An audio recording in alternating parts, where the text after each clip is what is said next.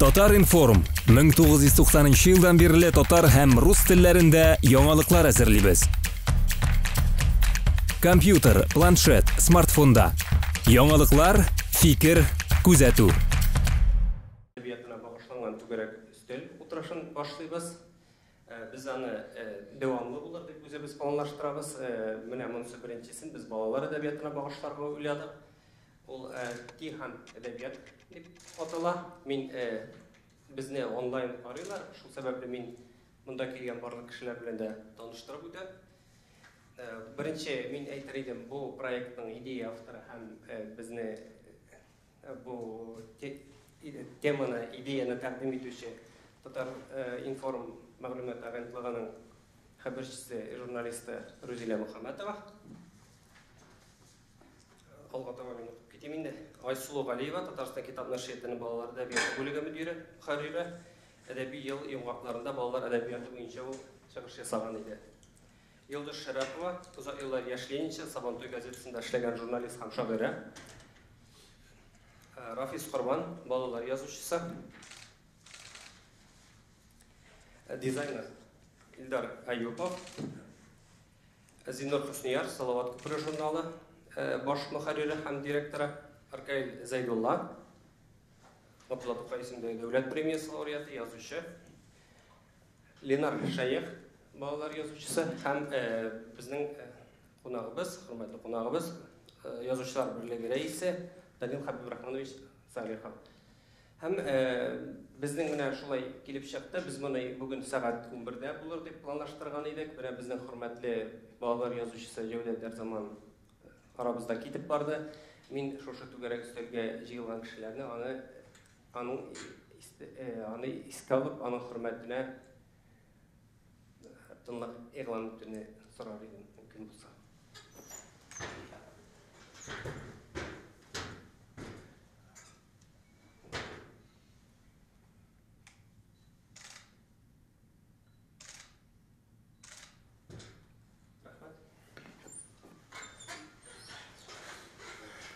Мин беренче сорауны Данил Хәбибрахманович сезгә бирелде. Менә сез әле күптән түгел генә әйткәндә дә балалар язучы үзегезнең интервьюгызда балалар язучылары, балалар әдәбияты турында сүз барганда сез әйткән идегез. Хәзерге язучыларга менә хәзерге заман турында язу җитми дип әйткән идегез. Сез шундыйрак фикер җиткергән идегез. Борын заманда дигән әсәрләр ул аның белән хәзерге заман баласын кызыксындырып булмый дип. Менә сез ничек уйлыйсыз менә нәрсә җитеп бетми?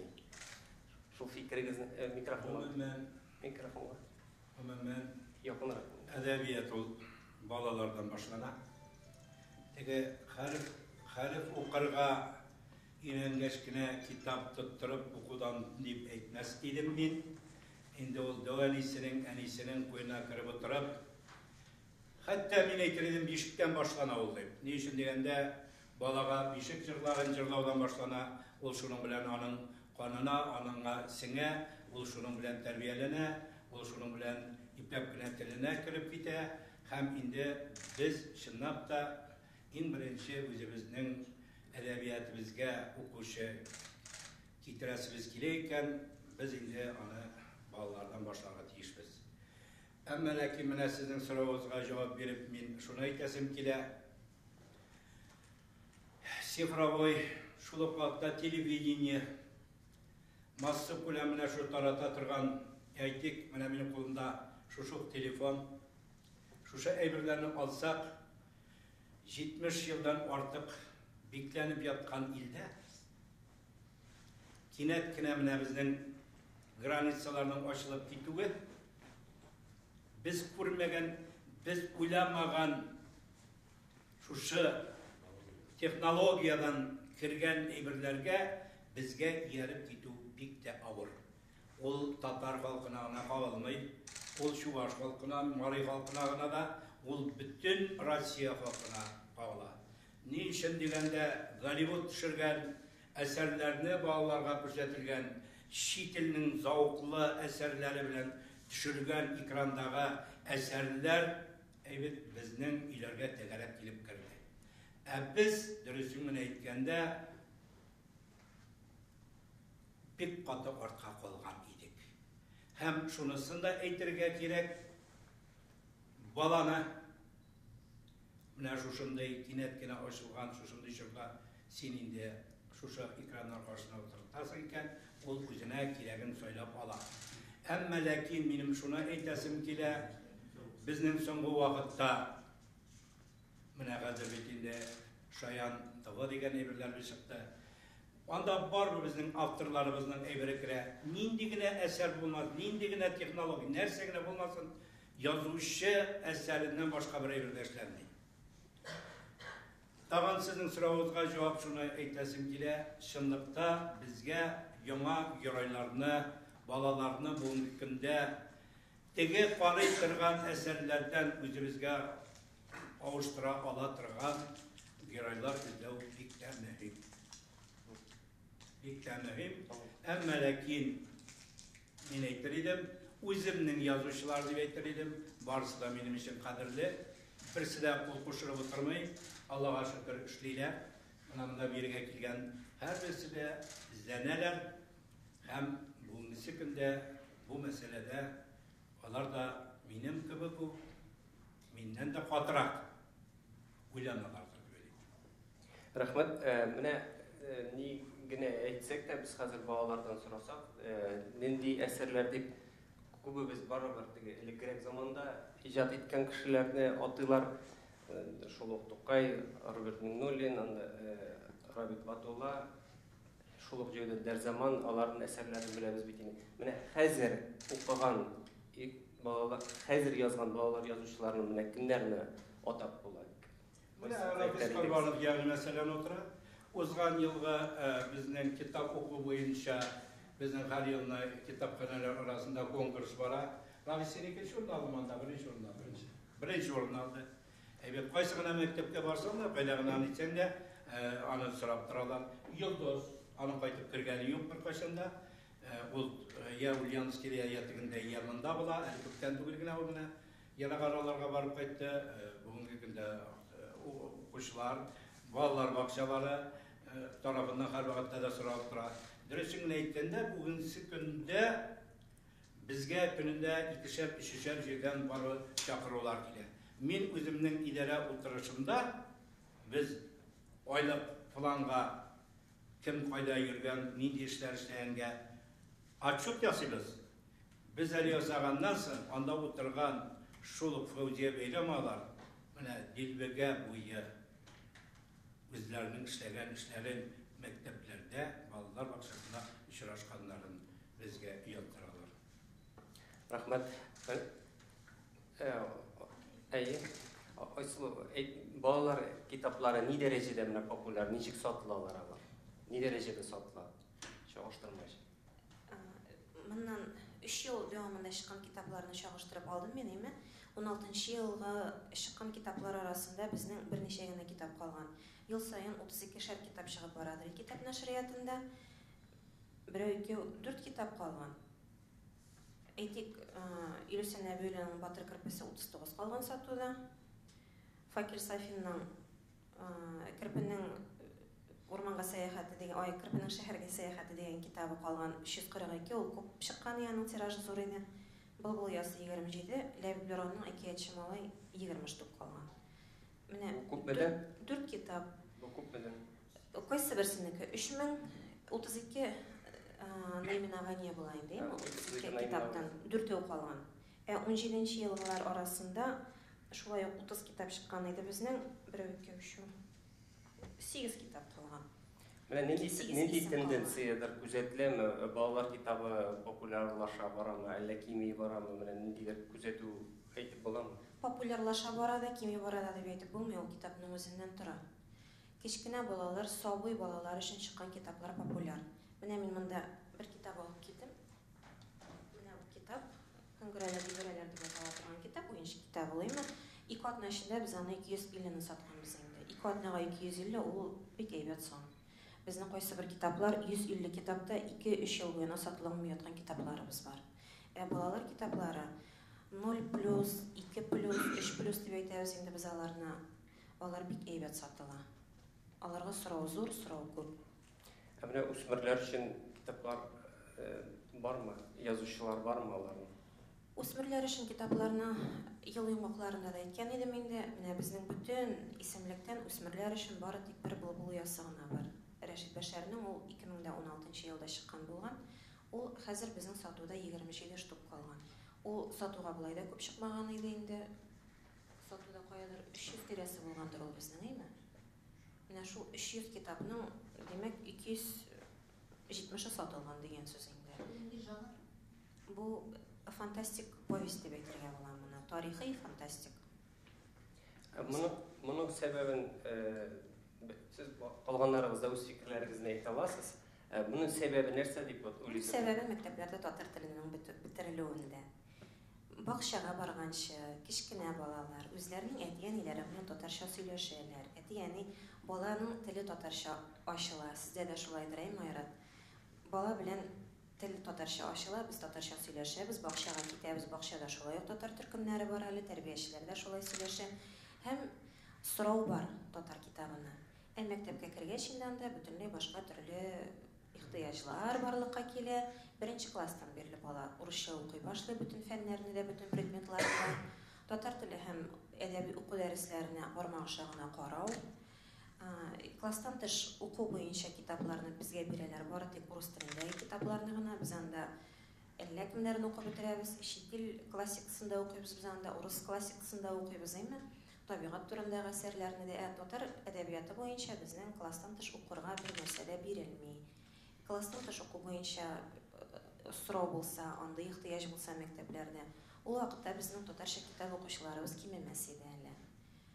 Мәктәпкә кердек, безнең татар китабын укучылар кими дә куя. Ләкин бу вазгыятьтә нәрсәдер эшләргә кирәк бит инде. Менә без нәрсә эшли алабыз шушы вазгыятьтә, без аны таныйбыз, чынлап та укучылар кими. Нәрсә эшли алабыз? Менә Ркайын пьесалар яза, без әле һәрхәлдә балалар спектакльгә йөртә алабыз. Һәм тагын нинди юллары бар? Моның юллары шул. Менә татар стратегиясе хәзер әйбер белән шөгыльләнәбез. Ул чынлап та кайбер кешеләр аңа бик документтарына калыр инде дигән уйлар белән яшиләр. Бала уйласак бер кайчан да булмый. Анда менә бик матур итеп акка кызыл белән язылган, мин дигән сүз язылган. Без түгел, мин. Без мингә күчмәенчә, безнең китаплар да сатылмый, безнең татар балалар да булмый. Дөрес әйтә Асылу. Әгәр дә синең мәктәпләреңдә укучың булмый икән, ул булмый. Шуңа күрә дә мин дип йокыңнан уянасың икән. Мин дип үзеңнең балаңа, анаңа ике куллап тотынасың икән.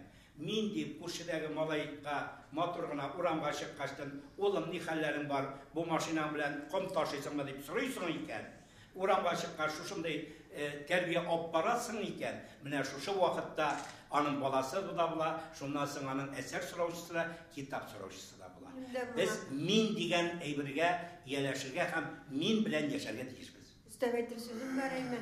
Инде монда мине мәктәпләрдән, бакчалардан кайтып керми торган язучы дип санадылар, чыннан да шулай. Миңа калса һәрбер язучы шушылай булырга тиеш. Бүгенге көндә татар теленә шушындый туган телебез инде шушындый хәлдә булган вакытта язучылар бердәм тотынып, теге десантлар төшерергә тиешләр. Татар гимназиялары, миңа калса хәтта һәрбер татар гимназиясына бер язучыны беркетергә кирәк.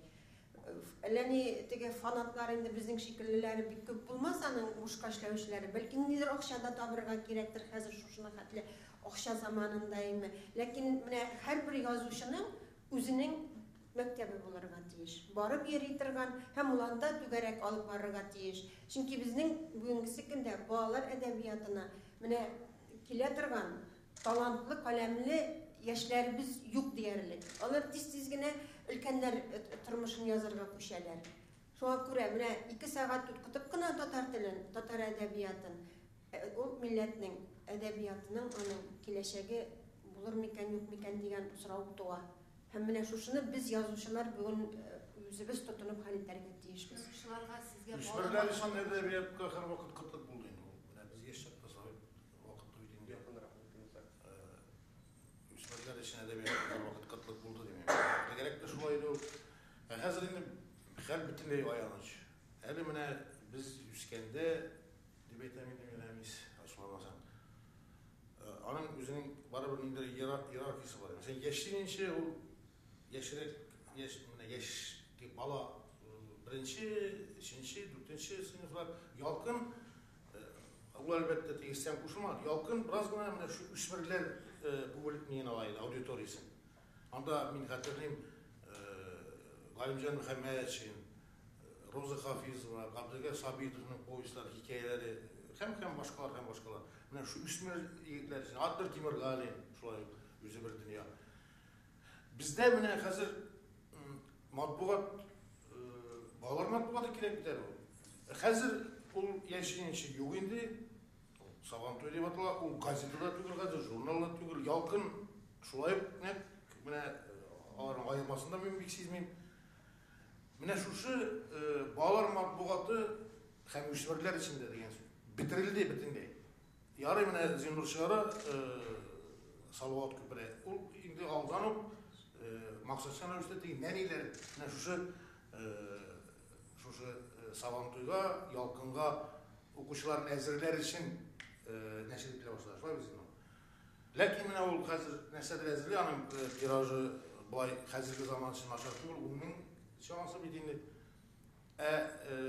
Savantoylarning Yalqınlarning onlarning 3-4 mingdir.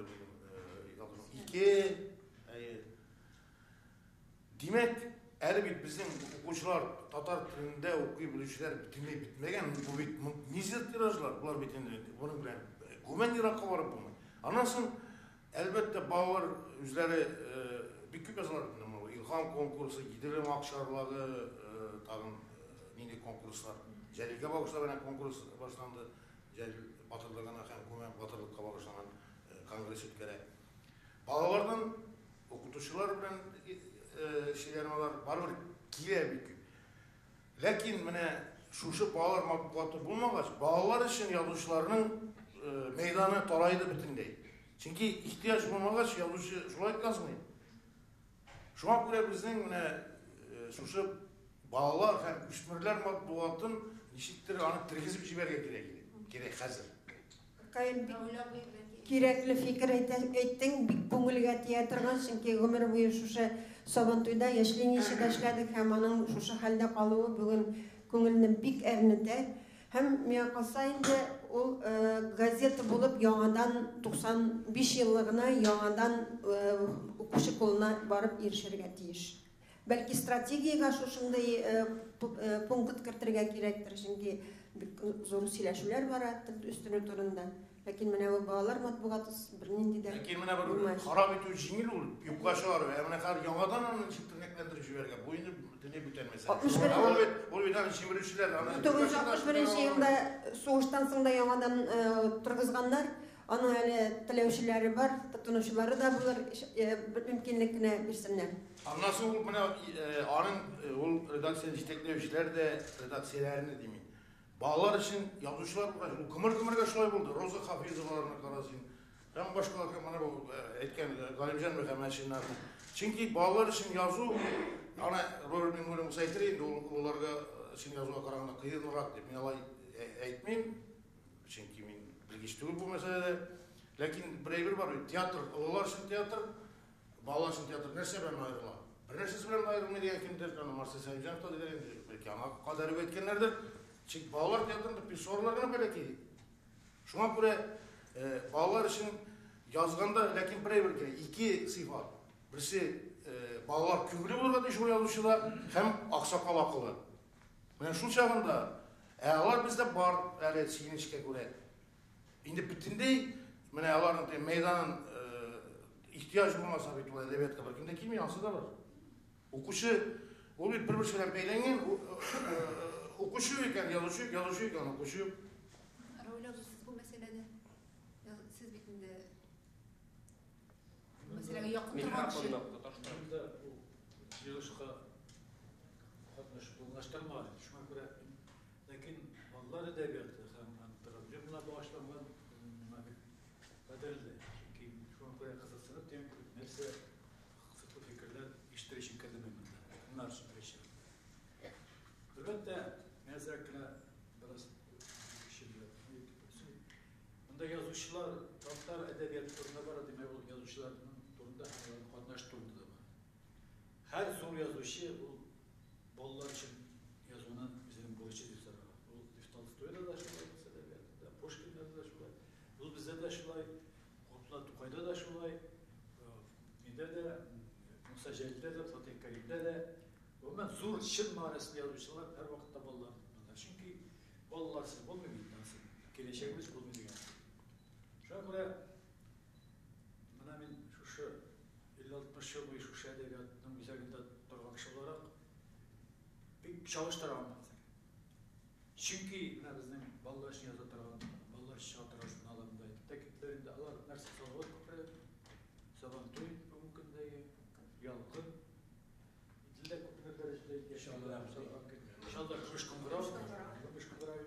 һәм дә элеккеге вакытта, советчы вакытында дип әйтәйек, һәр редакциядән бышып торалар язучылар. Аның жартысы анда язучыларсыз бернинди журнал чыга алмады. Хәзерге вакытта инде вазгыять битми, бер әйтик, коллектив һәм алар шулар нигездә чыгаралар балалар. Бу дөресме? Моны дөрес дип саныйсызмы? Ничек дөрес дип саныйсыз? Чөнки язучының аның сүзе үтмәгәчтен алар битендә сүз осталары. Демәк, алар бер шиятта җиткергән кешеләр үзенең Һәм иң гаҗәп аларга язучылар кирәкми бөтенләй. Һәм алар һәм кирәксенмиләрдә язучылар тарту буенча. Лекин вакытта шул язучыларсыз күз алдында да китеп булып әйтәчәк. Әлбәттә, хәзер бик нык үзгәрде вазгыять. Менә шу шәйберләр, гаджетлар, телефоннар фәләннәр, лекин белән чагыштыру хәзер бүгенгә автоматик аны күчереп булмый. Бу факторларны, бу цифровой әмерләрне, бу хәзерге заман технологиясын исәпкә алмыйча һич тә мөмкин түгел. Монда инде минемчә менә Юлдыз бик дөрес әйтте. Хәзерге вакытта без шундый хәлдә калдык. Һәр мәктәптә инде язучылар, яисә шушы аны чыгаручы журналистлар, балалар әдәбиятчы. Алар беркетелгән буларак кешеләр, һәм алар күпмедер дәрәҗәдә аларны күзәтеп барган кешеләр исәпләнә. Менә сез әлегә әйтеп биттеләр, менә элек без укыдык менә бу күләмле әсәрләрне, күләмле фантастик повестлар, романнар бар иде. Менә хәзер дә балаларны укымый дип әйтеп булмый. Алар бит шушы китап кибетендә зур-зур калын китаплар бар рус телендә билгеле. Ни өчен язучы юк соң? Әгәр укучы бар икән. Жанрлар төрле. Фэнтези укыган булман балалар. Фэнтези әнигә татарча язучы юк аны. Адлер Темиргалин язайды бит. Фэнтези түгел инде. Тулы картина балалар әдәбияты буенча, балалар матбугаты буенча барыгызга да билгеле. Менә бик актуаль темага рәхмәт Татаринформга шул бу сөйләшүне оештырган өчен элементарный сарап фикермен ахырында әйтәк шулар belki bizge konkret taqdimler bilen çağırga gerektir ime. Ondan sonra min kişi maksus şu siyaşı buladı betken sözüge kalın maksus bunda özümüzün Tatarstan kitap neşriyatından kibitine girip her bağlar kitabın para aktarıp çıktım. Anda gözleri kamaşa kitaplar var bizning kitaplar yok değil, değil mi? Lakin internet degan aydir.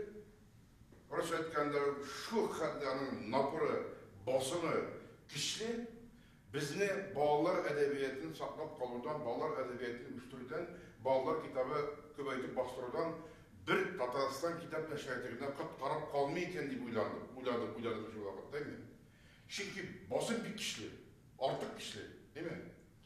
Çünki Tatarstan, biz birden biliriz, Tatarstan kitap nəşriyyatının anın tüp maqsadı buldu şəb kitaplar çıxarır. Ülkənlər üçün mən, balalar üçün mən, anın tim planı var eymi, əldə vardır. O tim planını kitab etib ayda bir xətərli bastıralar eymi, kollektorlar zakan verirlər eymi. O tim plan biləşdirən işma, əybət işli, sözdə yok kitaplara bir qızıqlı həm nindigine etiyime yok. Tamam bir klip uylap koydum, Tokay'ın bu türlü şeyler, balalar üçün bu türlü yarım etten miskin Tokay'ın yarı sim baradı birden bir sim baradı. Şundan bir iki ayır turunu aytan, hem konkret aytan. Birinciden bizim balalar edebiyatının taşı anın iştelik durumda. Buna ben maksus ilimlerim, şahsi neşriyatta çıkan etmeyeyim, tuşlarında, avtarlarında etmeyeyim.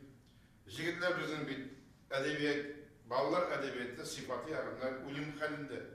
O balalarga tügül, kızıksınıp okuyan, kızık tügül. Çıkıp barganda bilmeden etkip şuradan abıyını istinağa yazgandaydı bu. әлі яры диварларда юла тұрған абуй. Мына бұл шиғыр біте. Мына қазір біз бірге өрмәкләшіп, яңа китаплар, өрмәкләшіп қарды рәхәтлердің ойнарға шығырғыз әлі әйде. Орамға шақырғанын саты. Яңа китаплар. Бақшаға да, мәктепке де етерек келсін дейлер. Сыңға қалу тәртіпсіздік, балалар білсін дейлер. Наплевал сена бала мораль оқуын. Бір қалағынан келе екіншісінен шыға. Күлмәгін салып ташлы, ейсе йылы башлы, аннан үрлі қышаққа, кәйфі келген шақта.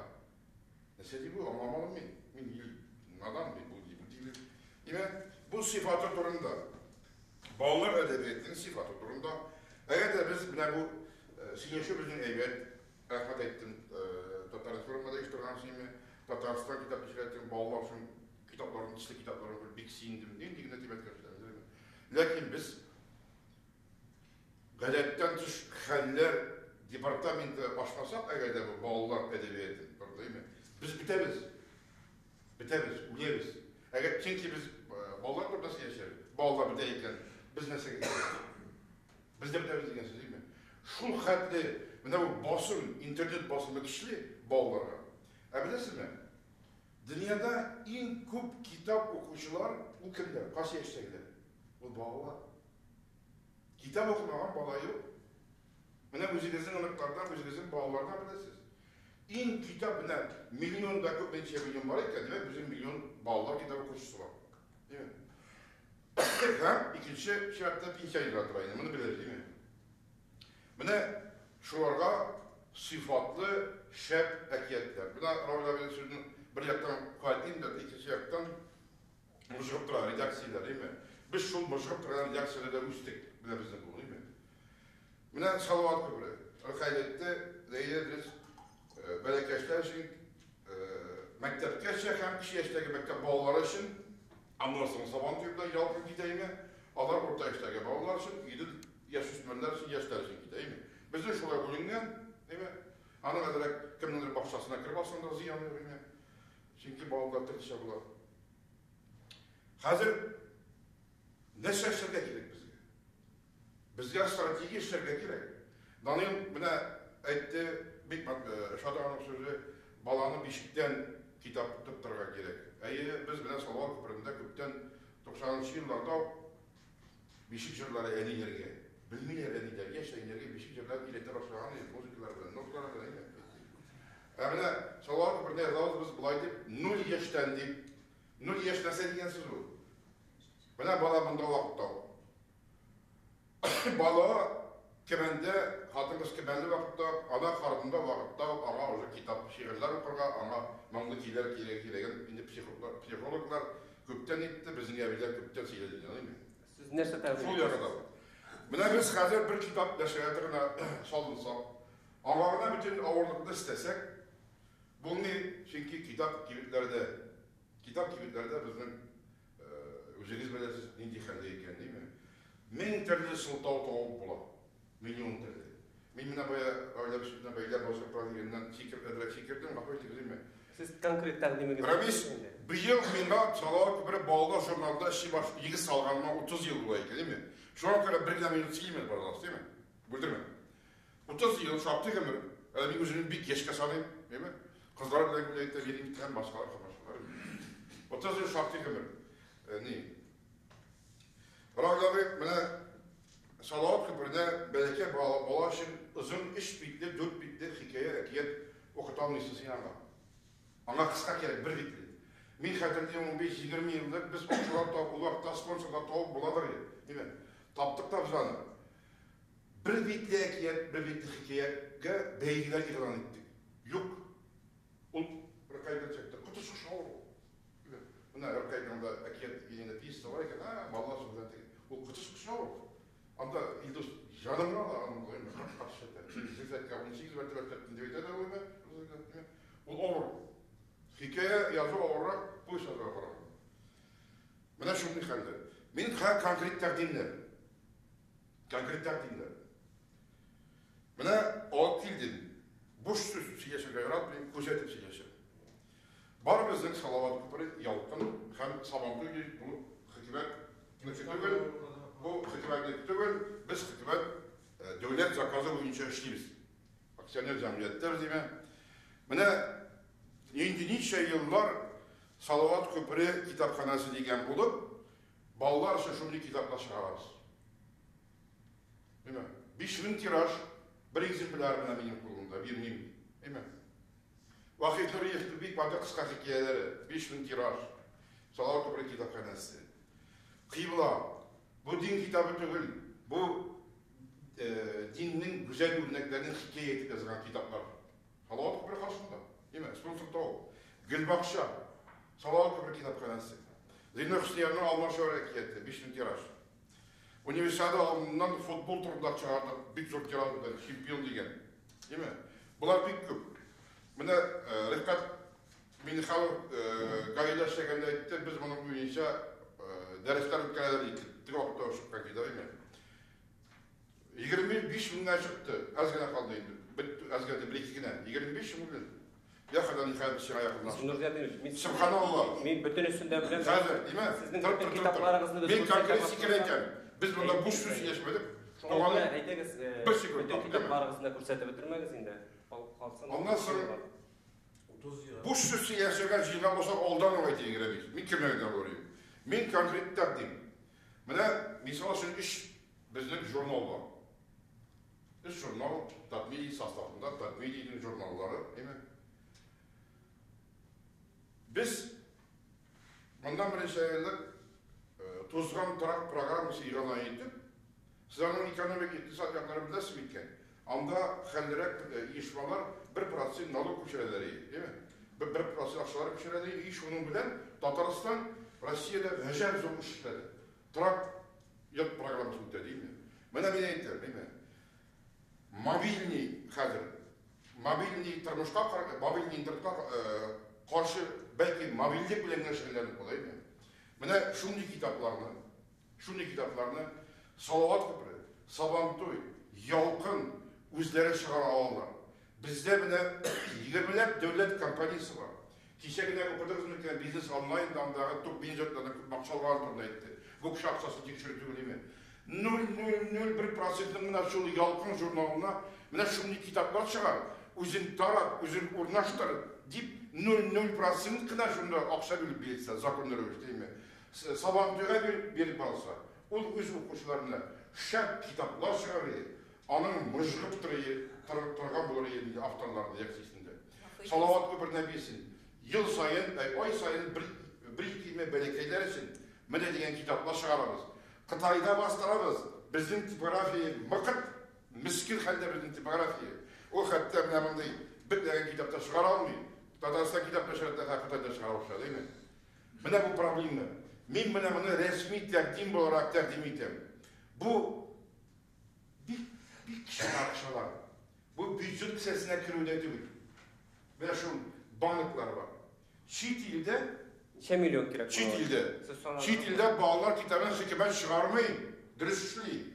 Banklar çıkara, devlet kampanyaları çıkara. Yok, hükümet men şunu takdimini aytayım. Hükümet sunmak için gerek mi? Buna köp değil. Mesela. Buna bir az akşalar gerek. Ben şunu resmileştirip, ne bitmeyin. Ben prezidentten de akşa turda siz olmayın. Devlet kampanyalarından indir 0,0% bir kitap koyasın iken, ili banklarga bizliğine. Mine şunu planı bular, smithsi bular, hamısı bu şurtta, imetten bir yaşar söylemler ime. İş jurnal diye beklemem. Mine Salavat Köprü, Sabantoy Yalkın. Ama yazılarda beklersin. Tabii böyle bir netice işte onlar sahiplerine bekler. Buna bağlar için bağlar matbuatına sahipler. Sizin bir internete karşı mobillik nitesin. Dandik nitesin. Kagaz kitap topluyoruz gençler. İnternete karşı kagaz kitap yapılmıyor bir şey. Bu tamam başta öğrettim. Ben başta öğrettim. Bağlar matbuatına sahipler. Siz kirgeniniz vardır uydan da bir şapkatasın ol bir. Kimini cedip etmekçi olan da bir gümen bağlar konutulan neybeler yok. Bağlar matbuatının nini sayıtı o. Mesela bir rehber tatbir edecekçilerine başta bizge gitkenlere Salavat Köprü'den sayıt işler gezdik. Anlatıp hat yazdık biz değil mi? балаларға интернетқа пропагандаға ярамай зинһар бізді сайт сәкәбән жөритмәгіз деп. Татмен жетекшілері аңладық һәм біз салық сайтын яптық. Сәхна сайтында блог тәрбиешілер ішінде қалдырдық. Балалар үшін, мәктәпкә шейестай балалар үшін бір нені сайт электронный вариант бұларға тиіш түгіл. Міне аларға бұңғаз вариант тұрнасы келесеріз. Тозған тұрақ фондына организациялар, ұйышмалар 1% өзлерінің үстеме салымларын көшіріп бардылар еме. Һәм мұның үшін жауаплылықны өзінің үстіне шейін ефалған еді бұл вақытта. Түрмеге мені отыртырсыз деген еді. Балалар журналарына китап шығаруға жауаплылықны, китап шығару үшін жиылған салымға жауаплылықны өз үстіне кім алыр екен? Түрмеге кім отырар екен? Туғаным, мына біз солар бір қарсында бар әдебиет ят. Біздің менен де зорлар көйлері бар шүрке деген қоршағымыз, дағыманша қоршағымыз бар. Мақсус заказ беріп тіктірді деме. Шүр театр ширма балаларда, машинаға отыртанда, жіберелер балаларға күн сайын шақыраларда, бақшаларға, мәктеплерге. Системада Шында барып, иштіріп береді. Шундан 5 минут тәрбиешілер білен сөйлесіп алалар. Нәрсе керек, нендей китап керек, нешік керек, нендей іштелікте керек, русша бар, білен тегілмәді, татарша бар, білен тегілмәді. Һәм мәктепте. Міне біздің контакт бик кішті. Біздің үш жыл. Біздің үш жыл. Сіз сұрауға жауап бермейсіз. Мен айттым, бұл китап мәселелерінің ипиіне әкен тұрмын, не әкен тұрмын. Напорға бірге десек қаршы тұрды сөз бар. Сіздің фикіріңіз аңлашылды Зиннур Зәтиевич. Мына біздің бір менің тәқдимде матайды форма авторып сөз берілді. Әсән Нұрғайышев біздің. Илдар Аюповны мен аны бик шақырып кетірдім, енді өзім ялынып. Міне bütün өсет технологиялар деп телефон көрсетсеңдер, бұл технологияларға ең жақын тұрған кіші біздің Илдар Аюпов. Менің хатта жазып бардым да телефонға. Илдар, нишләргә мөмкин менә бүгенге вазгыятьтә? Балага ничек барып җитәргә? Мен баштан берничә фикерне әйтим. Бу дискуссия буенча. Исем Илдар. Без чыгарабыз, biz шығарабыз балалар китапларын, өз күшіміз білен мындай аңғараған бүтін фикірлер диярлік білен мен келішмеймін. По пунктам, яғни гаджетлар әзір бізге китап шығаруға мүмкіндік бермейді. Яки анда башқа теге уақыт болған. Соншы жылларда дәулет бітті де, міне қазір бізге ауыр. Мен 80-ші жылларда өскен кіші, бұл уақытта да татар балалар әдебиеті жүнді түгіл еді. Сөздеріне әйбәтләп шамалайым. Нашар еді. Исте қалырлық бір де әсер болмады. 80-ші жылларда. Менің кіші өз сөзін өз фикірін әйтті. Андай фикіріне болмағыз? Шәукәт абиларына қоясыз. Ғафу итегіз. Илдар өз фикірін әйтсін. Менің әтейінен бик милли жаны кішілер, олар татар тілін үйреттілер, оқыдылар китапларын бір китапта естеп алмады. Башқа тілде китаплар естеп қалды. Шуңа күрә бұл гаджетлар һәм вакыт проблемасы түгел. Бұл әсәрләр проблемасы, нашар әсәрләр иҗат ителә. Икенчедән, менә Айсулуга җавап буларак, тыкый китапларын барабыз инде 10 ел буйлап. Чынлыкта нашар инде. Сыйфаты түбән минемчә. Иллюстрация сыйфатлары, әсәр сыйфатлары. Мин белмим, сез үз аудиториягызны ничек күз алдыйсыз, ләкин менә бу аудиторияга туры килмей торган китаплар. Ул китапларны бала укымый, истә калдырмый һәм бу иллюстрациялар аларны җәлеп итмей. Шуңа күрә хәзер менә соңгы 1-2 елда күрәбез, яхшырак иллюстрациялар да китеп чыга, ничектер бара процесс, ләкин бик әкрен. Һәм без балаларыбызга, минем 3 балам бар, төрле яшьтәйме, укып карыйбыз. Ул әсәрләр эшләми, ул сюжетлар эшләми, һаман теге Тукайның әйберләрен алдылар да яңаша ясадылар. Юк, Тукай да эшләми хәзер. Ул теге бренд буларак аны кабул итә бала, ул Гарри Поттерны укый, ул Тукайны укый. Ярыш кыска була хәзер. Кыскалык, менә хәзерге балаларның чынлыкта клиповый мышление дигән бар. Кыска язарга кирәк дип. Әйме. Икенче яктан Гарри Поттер һәрберсе 700 битлек әсәр бүтін дүние оқый. 4 яшьтен алып, менә минем 4 яшьлек баласы аны тыңлый, укымый әле, тыңлый аны, әйме? Икенче бала инде укый башлый. 700 битлек әсәрне укыйлар. Миллионлаган тираж, әйме? Кыскалык кирәкми, кызык әсәр кирәк, яхшы әсәр, сыйфатлы әсәр кирәк. Siz balağıza şu Гарри Поттер'ni okuysunuz. Yok, bütünüsünü okuyuz. Мен қарабыз, біз татар мультфильм мультикларын күрсәтәбез, оқыйбыз Токайны, оқыйбыз хәзерге тикый чыгарган китапларны оқыйбыз. Yok, ул аны җәлеп итми. Әйдә тегесенә күчик ди ул. Кызык түгел. Но бу әсәр сыйфаты проблемасы, бу башка проблема юк монда. Җүнле әсәр чыгара кирәк, конкуренция булдырырга кирәк. Һәм әсәрләр, китаплар үз-үзен сезгә акча китерә тиеш. Менә теге бу әсәргә эшләгән акчага сез ике алырга тиеш. Менә бу проблема бар. Чөнки ТКИның планына кирдек тә, детсадларга, мәктәпләргә җибәрдек тә, менә без 3000 тиражны ниттек саттык. Гордые. Юк. Безнең сатуга китә 300 китаптан башлап. Әсәр проблемасы. Проблема авторларда. Алар шарларда юк. Ул акча, ул карамый менә китап сатылдымы юкмы? Китаптан акча аңа килми. Бу әйберләрне шулай bir qachonda kishiga sanomardi, olg'a julga gonorar to'lamadilar. Agarda nima yetgancha orada qaytib qolmaymiz ekan, u shulay da bo'lsa. Nishlab bir qayda 3 tiyilgan araga 30 tiyilgan degan balaшы şiir hikayeler olacak. Men sizning bilan kelishimni.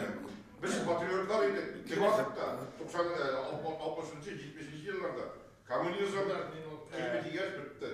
İkigina fikir oldu. Hem hadi bitirem. Sizin fikri akşalarda başkadan şu fikrinde bu. Akşanı kimdendir alıp, ne diyor işlere kirek. Haman tegi siz bulayda bitinde hükümet akşasına işleysiz, kişi akşasına işleysiz. Sizge bulayda kirmeyi bu kitaplardan. Siz tağın hazır kampanyalardan akşalarını alasınız kele. Nişik indi bu? Bu bitinde biznes bulurga teyiş. Konkurensiya bulsun için konkurensiya sıfatını buldura. Yani әсәр қашан сыйфатлы була? Қашан сіз теге башка авторлар белән балаларның игътибары өчен көрәшәсез. Менә шул вакытта әсәрләрнең сыйфаты арта. Шуңа күрә акчаны минем белән килешмим. Әйдәгез акчаны татнефтән алыйк та ясыйк монда издательство тагын берне. Алай да инде башка акчага эшлисез. Гафу итегез, әзрәк кискенрәк фикерләр. Biznesmenlerin bağları için çalıştığımız bir zaman. Hem sınırsız нәрсе эшләгән кирәк инде. Biznesmen köpünü bilәсәң, Сирия колхоз Сирияда имшак итеп күпме сорга була. Бөтенесен теге берләштереп нәрсә эшләргә кирәк. Бер авторлар өчен, иллюстраторлар өчен иң беренче чиракта сыйфатлы әсәр ясарга кирәк. Чөнки мисаллар бар, әйме? Татар телендә дә, Татарстанда чыккан рус телле әсәрләр сатыла, кеше аларны укый, алар акча китерә ала. Шуңа күрә монда әсәр сыйфаты проблемасы. Аны булдырыр өчен нишәргә кирәк? Менә син Сындыру проблемасы монда. Аны булдырыр өчен нишәргә кирәк? Әсәр булсын өчен. Бу инде авторларны эзләргә кирәк, яки хәзерге булган авторларга яңаша эшләргә кирәк. Теге әзрәк дөнья әдәбиятын укыгыз. Балаларга нәрсә кызык? Бәлки аларга хәзер уж диятник кәҗә белән бәрән, әйме? Сарык. Бәлки аларга кирәк портал, аларга кирәк башка планеталарга китү, магия кирәк, тагын нәрсә. Нәрсә җәлеп итә? Хәтта даже теге магиясыз сәяхәтләр, теге приключенческий әсәрләр андый да юк бит. Менә безнең бер әсәр булды, анда 50нче елларда нәрсәдә нәрсә бар? Fikirni bütünde yavaşqa jiberdin, elə? Менә мондый әйберләрне Бу да әйтә, Розилия дәвам итә. Юк, менә мин сезнең белән килешәм. Менә мин баштаганда әйттем, менә шулай бит. Менә шушы язылган, сез атаган, менә шул 300 битлек әсәрләр, алар дөресен генә әйткәндә, кайда язылганнар соң? Кайсы илдә язылганнар? Дөрес, алар технологияның алга киткән, мышлениең да совсем икенче. Шуңа күрә дә алар дөнья җир шарының механизмы тәгірмеші анын шундай не, шуңа көре әйме. Кинет кіна ашылып кеткен жерде ол татар милләті бәрекегілі бір қипылшық қына аңа еріп детерге бігау. Шуңа көре дұрыс айтасыз. Кинет ашылды, шушы технологияны қабыл етті. Конечно, қызы. Аша мен мында жер шарын көрем. Жер шарын көрем, конечно, мен мыңа кіремін. Ойламағыз бар тұрады. Океан артында өзім мыңын көрмеген дүнияны көрем. Бала кіре аңа. Міне мен бір генә мисал келтірем. Біздің Горбачев, бұл мен міне эфирдан сөйлеймін. Нью-Йорк урамында аны іздеп тауып бола, ол кадрны. Қолына мына жұржындай сотовый кетіп тұрдылар. Шуңа айтылар. Финляндияда. Йогел, Нью-Йорк урамында, мен мұны конкретно білем. Шунан мен шушынан біләнме, Кремль білән, Чилашанны, шушы әйбір біләнме, шулайны білән қатырын, шаптақ. Бұлмәді. И шундан әймен, ол бен елінің бірінші кішісі, ол бағытта Япон балалары атына разовый телефон білән Чилашып керген. Yok, bunda nişik yazırlar, nişik Bizge Sizin klient var, sizin aldığınızda size New York'taki bala керек mi? Tatar New York'ta yaşamıyor. Şol eserli qarayı bunga bala. Sizin klientiniz mine mında, mine tura bala, yazdığınız eser qaradınız, ışıy mı yok mu? Tağın iki iş kişiye birdiniz, qarağız, işli mi eser? Ol anı itibarın jalip ite mi? Niye sizge ol технологиялар нәрселер. Міне біздің сіз балаларға керек. Сіз балаларды көрмейсіз. Бүгінгі күнде баланы бет балаларға керек. Нәрсәтлі yok. Senin sözünde haklılık var elbette. Lakin bir karşılık da var. Böyle klip koymuş diye. Klip Tatarça çıkmayız fikirler. Klip fikirler. Kıska eyvallah. Özün sulu vakitte aytasın Harry Potter 700 bitli.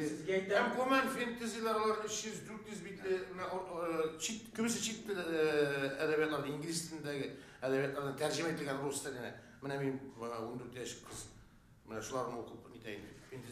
Bizde ol fantasy tükür, komen bağlarga eserlerin sıfatı naşardı sen. Komen hazır bağlar için proza, mene şu beğenler roman fantasy'ler, maceralı eserler yazı turunda etmiyor. Gümen yok diyerlik bir o bir. Gümen biz ayanış geldi. Niçin yok? Değil mi? Tatar'da. Yok değil mi? Niçin yoksun? Yazınız siz yazmışsınız. Demek yok. Kimde işte. Niyesin yazmışsınız? Yok. İşte biz onu yazarız. Yok, niye yazmışsınız? Bizde yazırken tırşarız. Yok. Niye yok? Belki Afisa belki size Niçin yok? Buna cevap verelim. Balalar yazmış. Mında bir tane oturayım başından beri Türkçe'de etmeyeceğim. Mında kadar iki türlü ibara, sile şu bara. Tatar balalar edebiyatı hem Tatar balalar kitabı. İkisi iki türlü de ışıklıdır. Ama bırak da sence. Bırak şu. Bizde balalar edebiyatı var. Şu balalar kitabını çıkarmışlar, şu balalar edebiyatı kure bilir. Ben bu cihazı tanıp durayım ve birinci sabır kurum değil mi? Bizim Tatar balalar edebiyatı, Tatar Avrupa, Kıtay'da çıkarılan kitaplar, bizim teknoloji kitap çıkarıp, balalar kitabı çıkarıp teknolojisi şu kadar tüben yok. 21. asırda yok bizde. Kazan'da, Tatarstan'da yok. Balalar, bala 2 yaştan, 1 yaştan indi olarak kitap tutturarlar balanı değil mi? Kıtay'da bastırılan kitap. Anı kuzine bassan, resimli kuzine bassan. O yılrıyda başlıyor, kitaplı tekistler okuyda başlıyor. Hem balağa öz artından yertip kire, tekistler, kitap işine, değil mi? Ekiyetli ve şiirli ve yıl formasında, silah formasında yertip kire. Bizim Tatar'da şu değil, kitap çıkarırga mümkünlük var mı? Çıkardı bir kitaplar şiriyeti. Çıkarmışsın değil. Ya bizde aldığı eserler var mı? Buna şu Aybalit, Doktor Aybalit biz Tatar yazıcılarının aldığı eserlerde yok deyip öylesmiştik. Var. Şoluk Şevket Ali'de de var. Şoluk aynı verkiyetlerinde çıkarırlar. Bula şu ayetleri, maturitleri. Buna kitap, balalar kitabını açarsın değil mi? Buna iş yerlik bala kitap. Anda resmi, kitabını bitirersen ucu iyi eğlene. İyi resmi iyi eğlene. Hayvan resmi, cennet resmi, cennet eğlene. бит югары технологиялар түгел, бу бит инде үткән технологиялар. Татар балалар için андый китап yok татар телендә. Бар, чыгардылар инде. Yok. Kitap нәшрияты Кытайга алып барып чыгарган сорады һәм барып чыкмады. Китапның тиражы 1-2 меңлек тираж булса, Кытайга барасыз да заказываете. Менә бүтән технологиялар белән. Теге раскладываете, чипларны Татар балалар язучыларның әсәрләреннән эшләгез. Siz Tatar балалар әдәбиятын белмисез, шуңа күрә теге гаепләп сөйлисез, менә юк бездә әдәбият. Постерлар биталар, шулык Тукайның әсәрләре Гарри Поттердан уздыра дигәнчә, безнең менә татар баласын тәрбияләүдә Тукайның иҗаты күпкә уздыра диде Гарри Поттер әкиятләрен.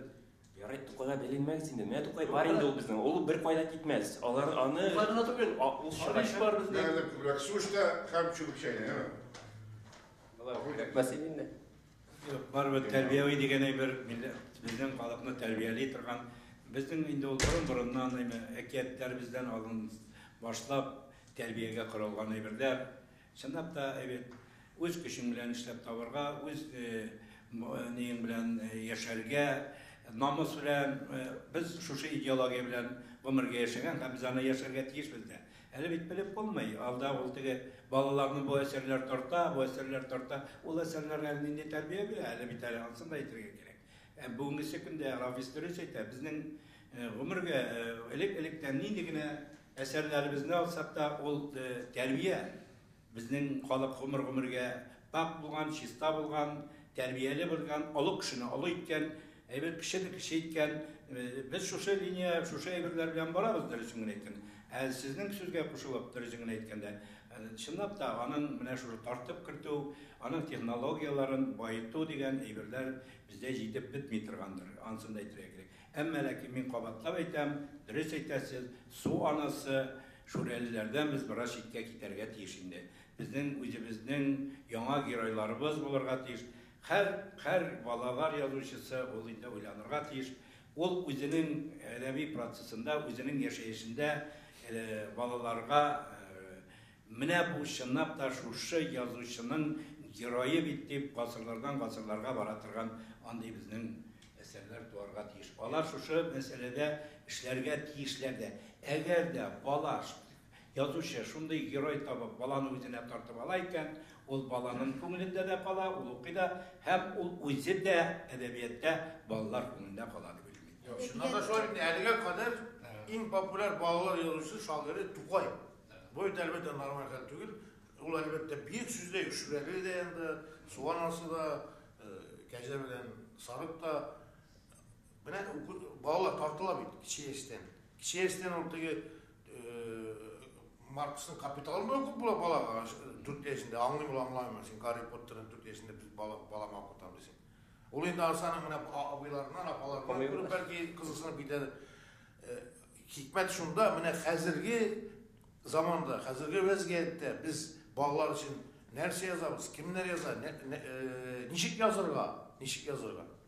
Менә шул турыда сүз булды. Ничек кызыктырырга язучыларны балаларга ул Гарри Поттерлар былай гына бөтен дөньяга тарамаган, әлбәттә анда теге сихер бар, әкият, тагын магия, фәлән. Ләкин аның ул мине проектны дөньяга тарату мәсьәләсендә бик күп кешеләр салынгандыр дип уйлыйм мин. Былай гына бер генә авторны да бүгенге дөньяда, бүгенге вазгыятьтә алай нитеп булмый, таратып булмый. Троның юлы менә пиар итәргә белергә кирәк. Без ул мәсьәләдә чыннан да дөнья артта калган. Булганны да күрсәтә белмибез. Әйтеп тә киттем инде, язучы белән укучы арасын мөмкин хәтле якынайтырга кирәк. Әгәр белән кем шөгыльләнергә тиеш? Әгәр дә бала язучыны күрсә, уларның китабын укый башлый. Бала белән укучы арасындагы араны сезнең әйтәсегез килә инде, тегеләй соң карысыз булай язучылар берлеге дип. Язучылар берлегенең кайтып кергәне юк. Бер ел эчендә генә 550 мәктәп, 360 көн булса, аның 585 сез аны любой җирдән шалтырата аласыз, күпме кеше барган. Бүгенге көндә 1600 баланың эшен тикшереп утыра Аркай Зайдуллалар, Данил Салиховлар, яшьләр мәдәният министры язучылар берлеге белән бергә яшьләрнең конкурсын хәзер оештырып җибәрде. Шул ук вакытта рус буенча да бара. bir gene minutda Yıldız'ın da koyup kirgeni yok.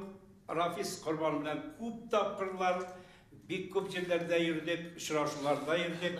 Rafiz Kurban'ın min çıkış yazayım, Rafiz Kurban'ın çıkış yazayım. Yok, bütünüsü Rafiz karışıka sıralalar.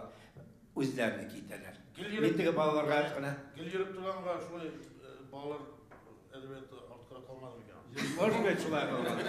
Şuna göre de dürüsünü aytkanda, evet gününe şerdürter. Yazarga da vakit kalmaydı. Yok, yazırga vakit kalmaydı, dürüsünü aytırga gerek. Yazırga da gerek biter. Yazırga da gerek, dürüs aytasın, şula vakıtta. Mine benim soru biraz ki bizden ali bir söz deytmedi. Bizden en yaşlar arasında yazışı yoktu beytik. Mine Linar var bit bizden. Linar mine ni sebepli bu meselege ini qaraş ni sebepli mine bizde kızıklı eserler var mı var? Edebiyat naşar degenge de Naşar Yaşlar meselesini aytып кетейин енді. Мен енді қазір қызғанышқа қарсы яш түгіл, орта яштарда деп айтасым келеді шама. Не? Қызғаныш чөнки бүгінгі күндә безнең менә 20-30 арасында балалар өчен иҗат итүче яшьләр юк. Менә бу шулай гүзәл проблема. Без инде аны хәзер бәлки бик туй бетермибез, ләкин бер 10 елдан бу безгә чын мәгънәсендә китереп сугачак. Һәм инде без вакытта бөтенләй инде юлда булмау ихтимал бу мәсьәләне чишү өчен. Шуңа менә хәзердән менә безгә шушы менә Данилов әйтеп китте, конкурслар менә шу конкурслардан яшьләр арасыннан иң сәләтләрен табып алырга кирәк һәм күтәрергә кирәк, үстерергә кирәк аларны. Дөньяга чыгарырга кирәк теге.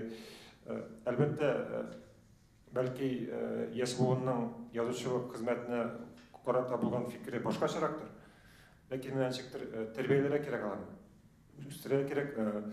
Чөнки гомергә татар әдәбиятында остазлык мәктәпләре булган һәм инде менә шулай тәрбия барган. Менә шушы эшне башкарырга кирәк. Әлбәттә инде язырга кирәк, яңа әсәрләр теге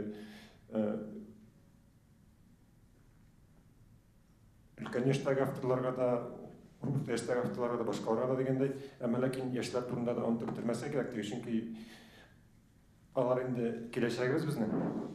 Менә бүгеннән үк тәрбияләмәсәк, бүгеннән үк чыгармасак аларны, киләчәктә инде соң булуы мөмкин инде. Әлбәттә менә яңа әсәрләр, яңа геройлар дигән вакытта инде үз казаныбызда гына кайнау кирәкми. Хәзер бит инде дөнья гашыгы дигән бер инде дөнья күләмендә басылган әсәрләр белән танышу бик җиңел. Шуңа теге бу яктан караганда белем тупларга кирәк, үзебезгә танышырга кирәк, укырга кирәк, белергә кирәк, кызыксынырга кирәк. Менә шул кызыксыну вакытында инде яңа фикерләр тула. Шуңа бу яктан караганда үз кулыбызда инде бу нәрсә.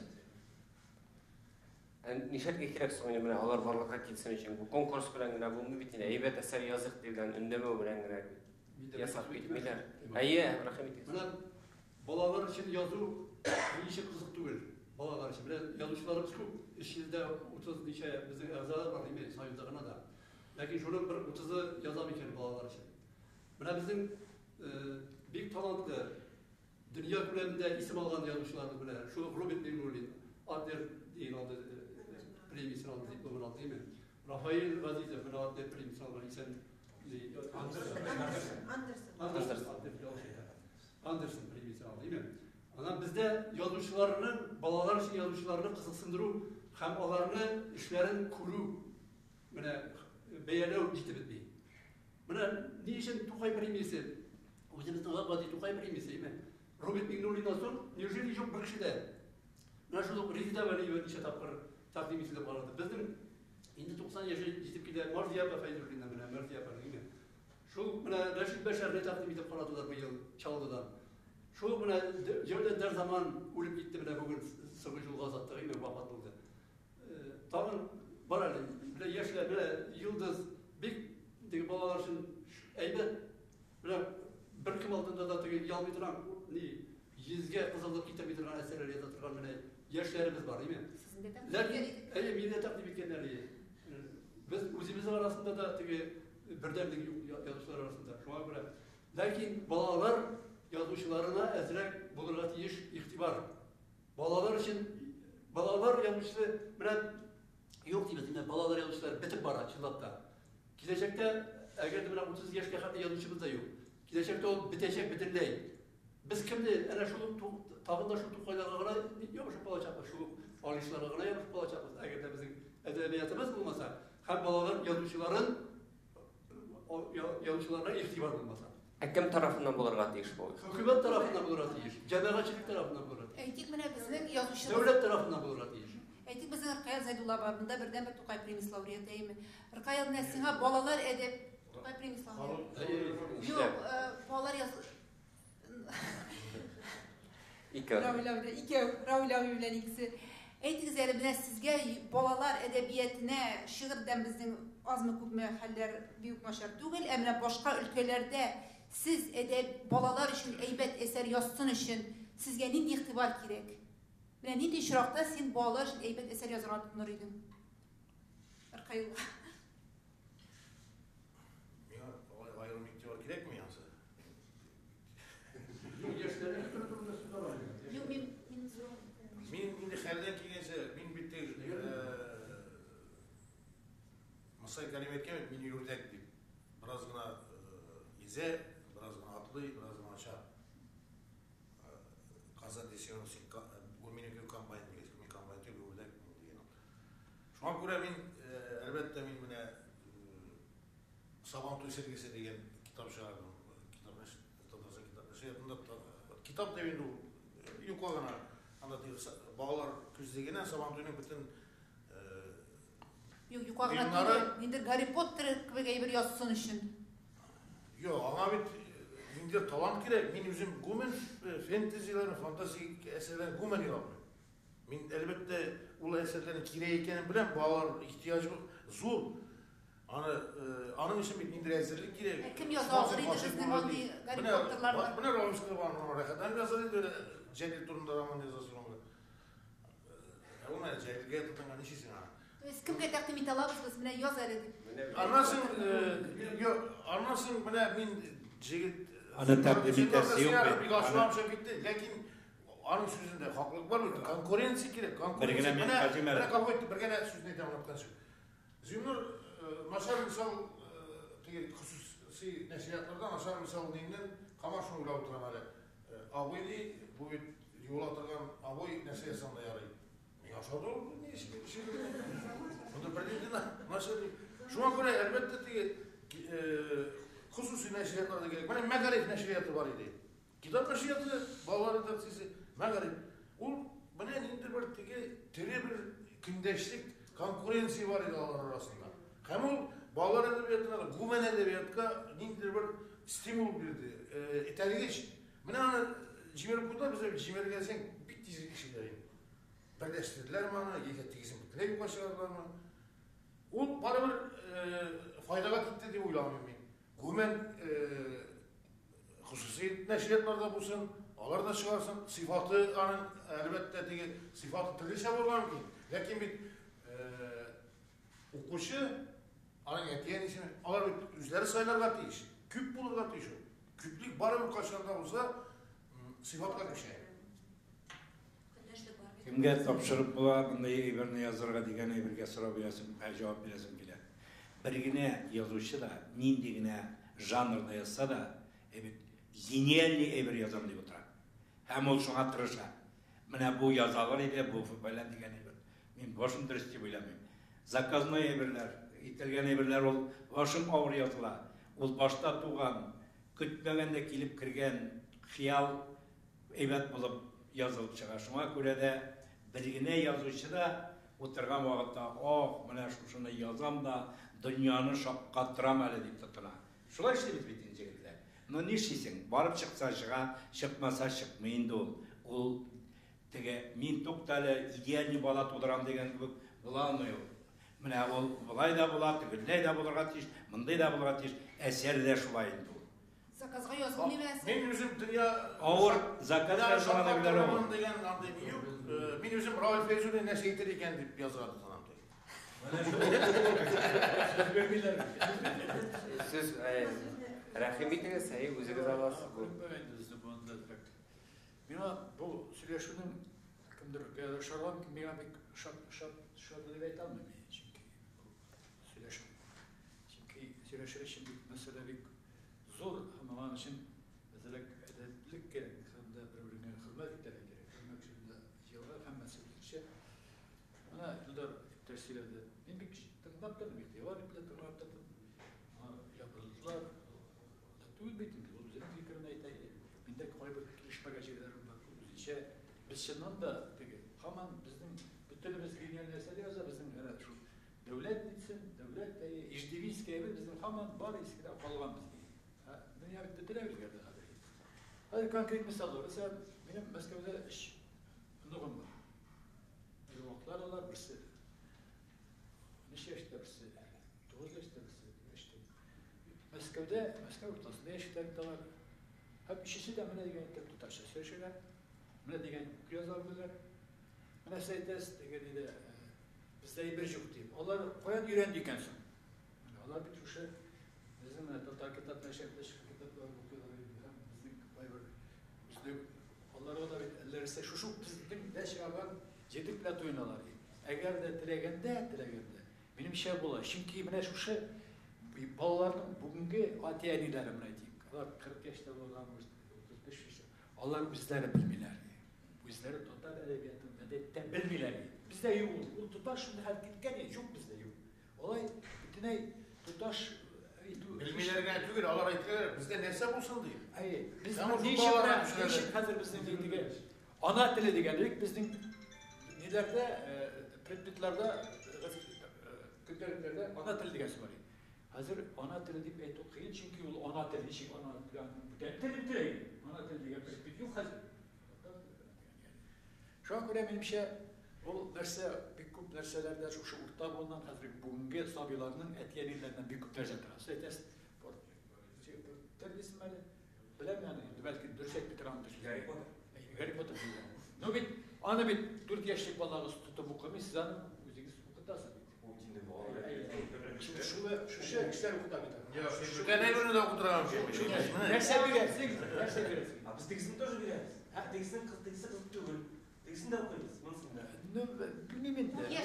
3-4 yaşlık balanız barısına bir tişli dualar ediyorlar. Bana bir şu gecede kızık ama. Bu mesele bütün bizde bir şey. Biz derken maturitet şeyler netizlergende bütün bizde bir şey bizim kileşe fotoğraf tutulmayı. Mesela bütün bizde bir şey. Bana televizyonda karşılayan diye. Şayan. Ne o sizin şeyin şey bile şu şey anın bu pek uzak kutugan ayırındığına televizyon görüntüleştirip devlet büyüsümüzü. Anın mana sizin şeyin şey hani anda gıt tapşırma kararınız var mı? Balaga koyabız ana. Kullanıp paramayı olan maksimum 5 minut parayla. Anlar sündürep. Bu tane narsalar var ya televizyonda. No anda vыбор zorrak indi. Şayan tavanda yok para. Yok anda da şu çitil muçuyumlar abi. Tatar şunu para şunda. Tili ne kuremi? Tatar dilinde bulan kuremi. Ну, biz tege передачалар галак дегенде, мультфильмларга түгел, biz tege mesela türlü викториналар, mesela şunday. Ну, Погоди'de da bir anım aslında şekiller var idolümüzün. Ну, Pогодi'nin kurguya dişer. Şoyantıva Ali başlandığına bu özünü Mikrofon var. bileyim. O bir gerekli vakitli başlandı yigitler. Dürüst ele ulaşıldığına no emelekin anda var nindeler özgürlükler kirip bara, o iple maturaya emelekin biz şunun ekinde yazıcılar bağlar yazıcılara alar bilen birge bir koyurlar işlerge tiyişmiz. İşlerge tiyişmiz. Şimdi buna tege bizim şu jurnalları orada dürüst aytasiz çünkü şu bulgan hükümet bergen mümkünlükten biz şu mine degen eserlerde sıfatına söylenen etkençede tutar almıyoruz çünkü şimdiden da dürüst bizim yani balalar için yazı ilk min sözlerine ben ayttık ilk ana sözde ol ışanda değil. Balalar için en kıyım. Mesela bizim hazır o yaştaki şey, ben balalar için yaza başladım. Benim bir kitap çıktı. Bir kitabın tirajı kumeş bir şey uçlayacağım. 150 bin çıktı. Moskova'da çıktı 100 bin. Tikut diye. Ben beş falan ondan bir şeyler kitap çıkardım. Hazır bana şu şey benim balalar için, soruyorlar için neyse de kiçikine yine bulsa da yazı hissi dileği uyandı. Şimdi de şu şey belki soru yapılır kere başlamadı belki. Ana öyle bey. Balalar için yaş yazıcılar yok diye oturarlar mında. Böyle bir yaş yazıcı. Ne yapayım? Mine bolalar ekber meselesinden Rus diline tercüme edilgen totlar bolalar yazıcıların kitapları var mı? Sunucularda kimlerini biz Rus diline tercüme ettik? Знаю, Успенский çıktı. Yok bizden totar yazıcılar. Bizim bizindetteki özümüzün şahsi tercümeşimiz var. Amerika'da yaşayıcı sonra yapar. Ona fikirler türlü bulsa da lakin bağlar bir eybet kabul ettiler. Onun Rusça tercümeleri uzgan 16. yılda benim Akpak bilen Şapşak yıl kitabı ismini aldım. Mine şu iki tilde çıkan kitap. Elimine 35. bakşada Tuğan Tilli Beyrem aldığından gına buldum. O kitabını hemen benim icatını 8 kelişte türlendirdiler. Benim de oylamagan idim. 2 kupletli şiirden 30 minut ders ütkärip bulganında bulam ekenini dip deyime. Ol Akpakны da yasaganlar, olar anda dersegine kılanıp bitmediler. Demek tercümeşiler var, kitaplar min üzüm bilgenler de şart yaşagan. Şiiriyet bulmagan janrlar var mı tercüme edilgen? Reşit Beşer'nin Rusça tercüme edilgen hikayeleri balalar poeziyası, balalar edebiyat antolojisine kirdi. Yani son arada şunu bilen. Tercüme ettiğinin büyük maksatı var. Varmanın maksadı gerek mi? Çünkü balalar totar balası Rus dilinde olsa da okusun degen dileklerini de okuyamamışlar bütünüsünde. Tercüme bilmiyorum. Burayı da Sana gerek sanamıyorsun. benim katli aktuallik sanamıyorum. Tercüme ettiğinde okuduğun niye gerektiği, dünyaya çıkığı için gerek, bilsinler için gerektiği. Mine bizde var diyen. Biz kazanımızda kaynaması için gerek Hero isimleri, kahraman isimleri, Tatar kırmızı bir Şuna göre de millet diyerek milletinin yazıcısı fırsatlarına da gerek bir tane. Yazışan özü için de gerek. Bu men elbette hükümet iktibar ettirge tiyiş degan sözde de haklık var. Sizde haklı, bu da haklı değil mi? Zira kişi. Çünkü eğer de bizim balalar için balalar edebiyatı bulması, balalar edebiyatı ihtiyaç bulmayı okuşusu yok başka yok iken okurga bir mesele. Şöyle bir demek edebiyat yüzü de hem halı yüzü de yok başka. Hem biz görüp durabız onun şu adam varganı.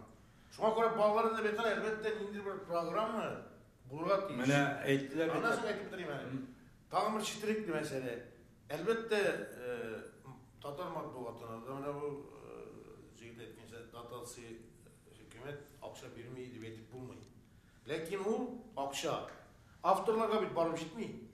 Mene sen oturup yazasın, bu bit misal nedir bir povest yazı, ana bir neçe kinde yazıp bu, ana sen bir uğranıp böyle gerek yazırlar hem kızık itip yaza başlasa, talanklı itip yazılsa hem ama bireler mine etmemeydi bizde kanara bilgen. O akşam biriyle etem hükümetke onda ülkelerde tügül. Lakin o yazıcığa barıp gitmeyin. Ama kumen ama katnaşı bulmayan kişilerin önünde kulun uçunda nitip kalıyor. Şuna göre bunda nindidir mine şuşu adresine gidip kanını çıktığı uyuşturmak gerek. Yazarken konkurslar belki ilan ettirgende bağlar edebiyatı meselesinde. Bağlar mesela fantasy'ga neçe konkurs ilan etmesi karar alıyor. Mine bir konkurs ilan etildi. Hurşak tiyatrına piyesalar yazı boyunca Ruzile İkes. Nibari iki eser kirgen yok. Mine son günlerden aşaltıratıp soradım. Başta bir eser turdu bit sok, tağın bir eser kirgen. Onda bir kızık turu degen bir nindi nesede yok. Yok şu. Nide? Ana ikinci turu var, ikinci turdan tağaçıp bağlar. Abi konkurs mu ödedi? Şulay konkurs. Şayan tava dibez biteli. Mene Şurada konkurs bu var mı?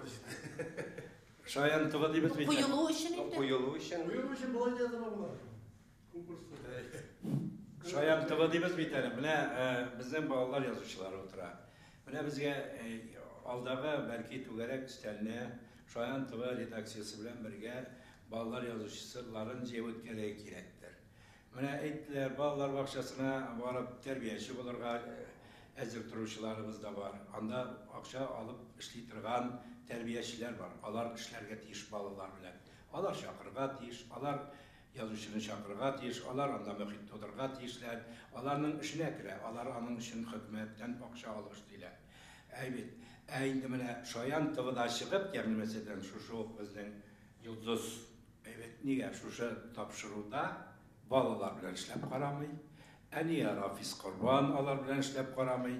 Менә әйдәгез алдагы менә шушы безнең җылы булсын. Аларның редакциясы яңа ачылган редакция, аларга әле яңа проектлар кирәк. Бәлки мотор проект булып килеп керер ул. Менә безнең бит Дәвани мәне балалар дыйнап карабыз бит. Безнең балалар карый аны кичә атканда. Шуңа күрә менә без алдагы очрашуны җыелып менә шушы турында сөйләшергә кирәк. Язучы телеэкраннар аркылы балаларны тәрбияләп карасына. Рәхмәт, тәкъдим итеп. Һәм менә монда кызык Сайтастыгы әсәрләр чөтүдә мин ни белә кайда килешәм. Мәсәлән, гүзәл яр. Һәр очрады. Инде ничә атналар буе Кремльдә монда. Бу кирип булмый дип. Һәр кино чыкмаган. Инде күп бә кызыксыну шуннан анда дәүләт көчләре үтәләр. Уларга бизәтте карайчак. Чыкмаган килеш, чыкмаган килеш. Бу дәүләтнең buluşsun. Eğer de nerseni çıkarıp üzerine çıkarıp bulmayın. Hazır zamanda belki elik informasiya bunday güçlü bulmagan zamanda belki yoksa sen edip yüzden tutar olanlar. Hazır aldığı zaman özünüz sizden bir yaxşı biləsiniz. Botunu da qara diye Hayır. Hazır indi bir türlü etmiş yapılmayın. Yüzleri yok. Bu ilikten var idi. Kırap. Zamanla lakin o güzel türlü sular böyle seni. Менә кызыксып тору турында сүз чыккач, менә сез әйттегез, Бүтән Тукай премиясе балалар язучыларының. Менә Абдулла Алиш премиясе соңгы 5 елда менә бирелгән кешеләр Хабир Ибрахимов, Фейруза Муслимова, Халим Җәләй, Ленар Шаях, Факил Сафин. Менә яшьләрдән дип әйтсәм, хәзер Ленар мин урта булам дип әйтте. Ленарга хәзер 40 яшьләр дигән түгел. Юк, менә дөрестә дә бит булар барысы да өлкән буын язучылар. Кызыксындырып менә шушы премияны бирерлек безнең яшьләр бармы? Бәлки кемгәдер аванс белән бирергәдер. Аны бит яшьгә карап бирмиләр. Әйбәт әсәр язылган. Әйбәт әсәргә аннарсын бит егетләр бер әйбер бар. Тартылу дигән әйбер бар. Менә мин шушы премияны алалармын микән дигән әйбер белән дә үтәргә тиеш кеше.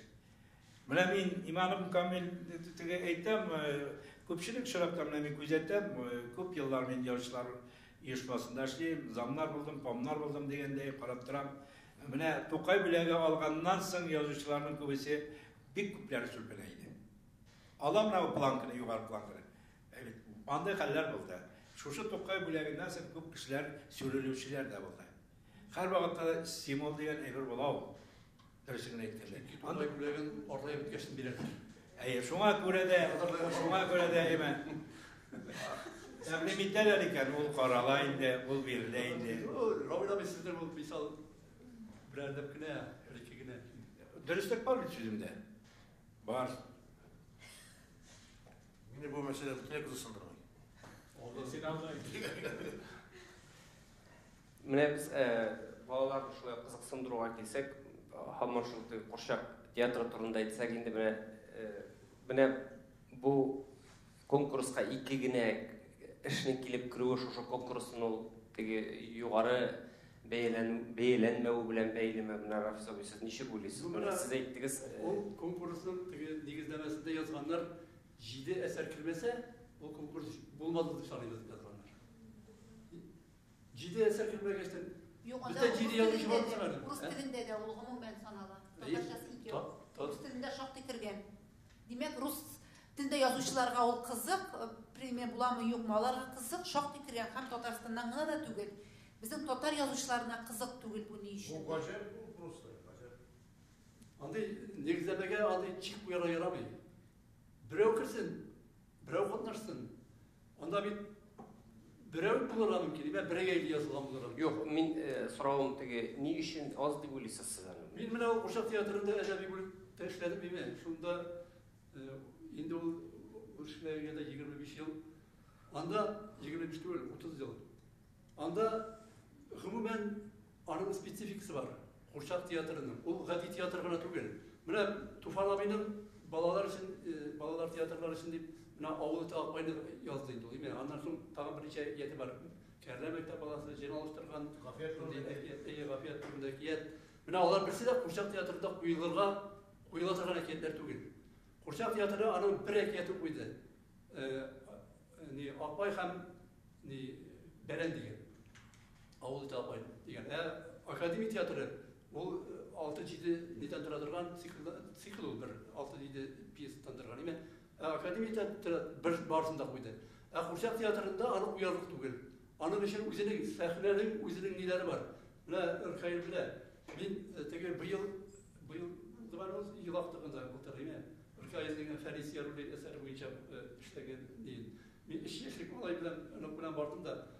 Теге килеп чыкты, ясаганнар теге персонаж иде, янәсе. Персонаж түгел. Андагы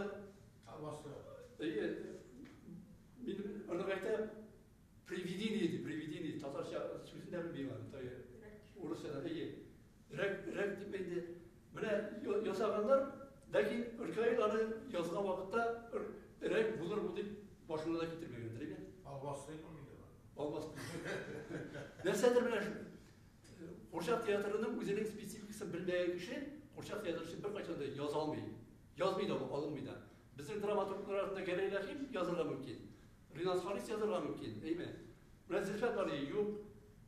Хәзер Гөлшат апа язды, Фөнүр Тарханова язып карады. Яшьләрдән менә Зинур язып карады, Хисния. Бүтән юк. Үзәннең куелды Куялар бар.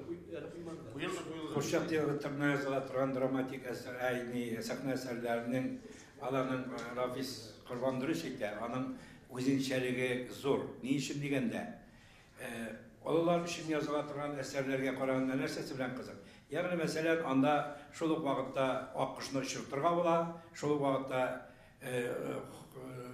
геройлар ясарга була. Балык yüzеп китәләр. Әсәрнәдә син инде yüzdерү, очтыру дигән әйберләр, фантастик әйберләрне кертү бик авыр.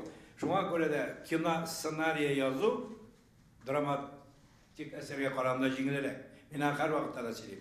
5 камерада мин менә аның белән сөйләшеп утырам, аның белән үбешергә генә тотынганда, аны үзәләрдә тегендә минем хатын бер җегет белән кинога барып ята. Аны белән электр балалар. Сәхнәдә эшләп булмый. Ул бәләкәй генә сәхнә, шушында син кырга тисең бүле. Балалар өчен язылган Курчак театрларының мөмкинлеге күп, аны белергә кирәк. Дөрес әйтә ул.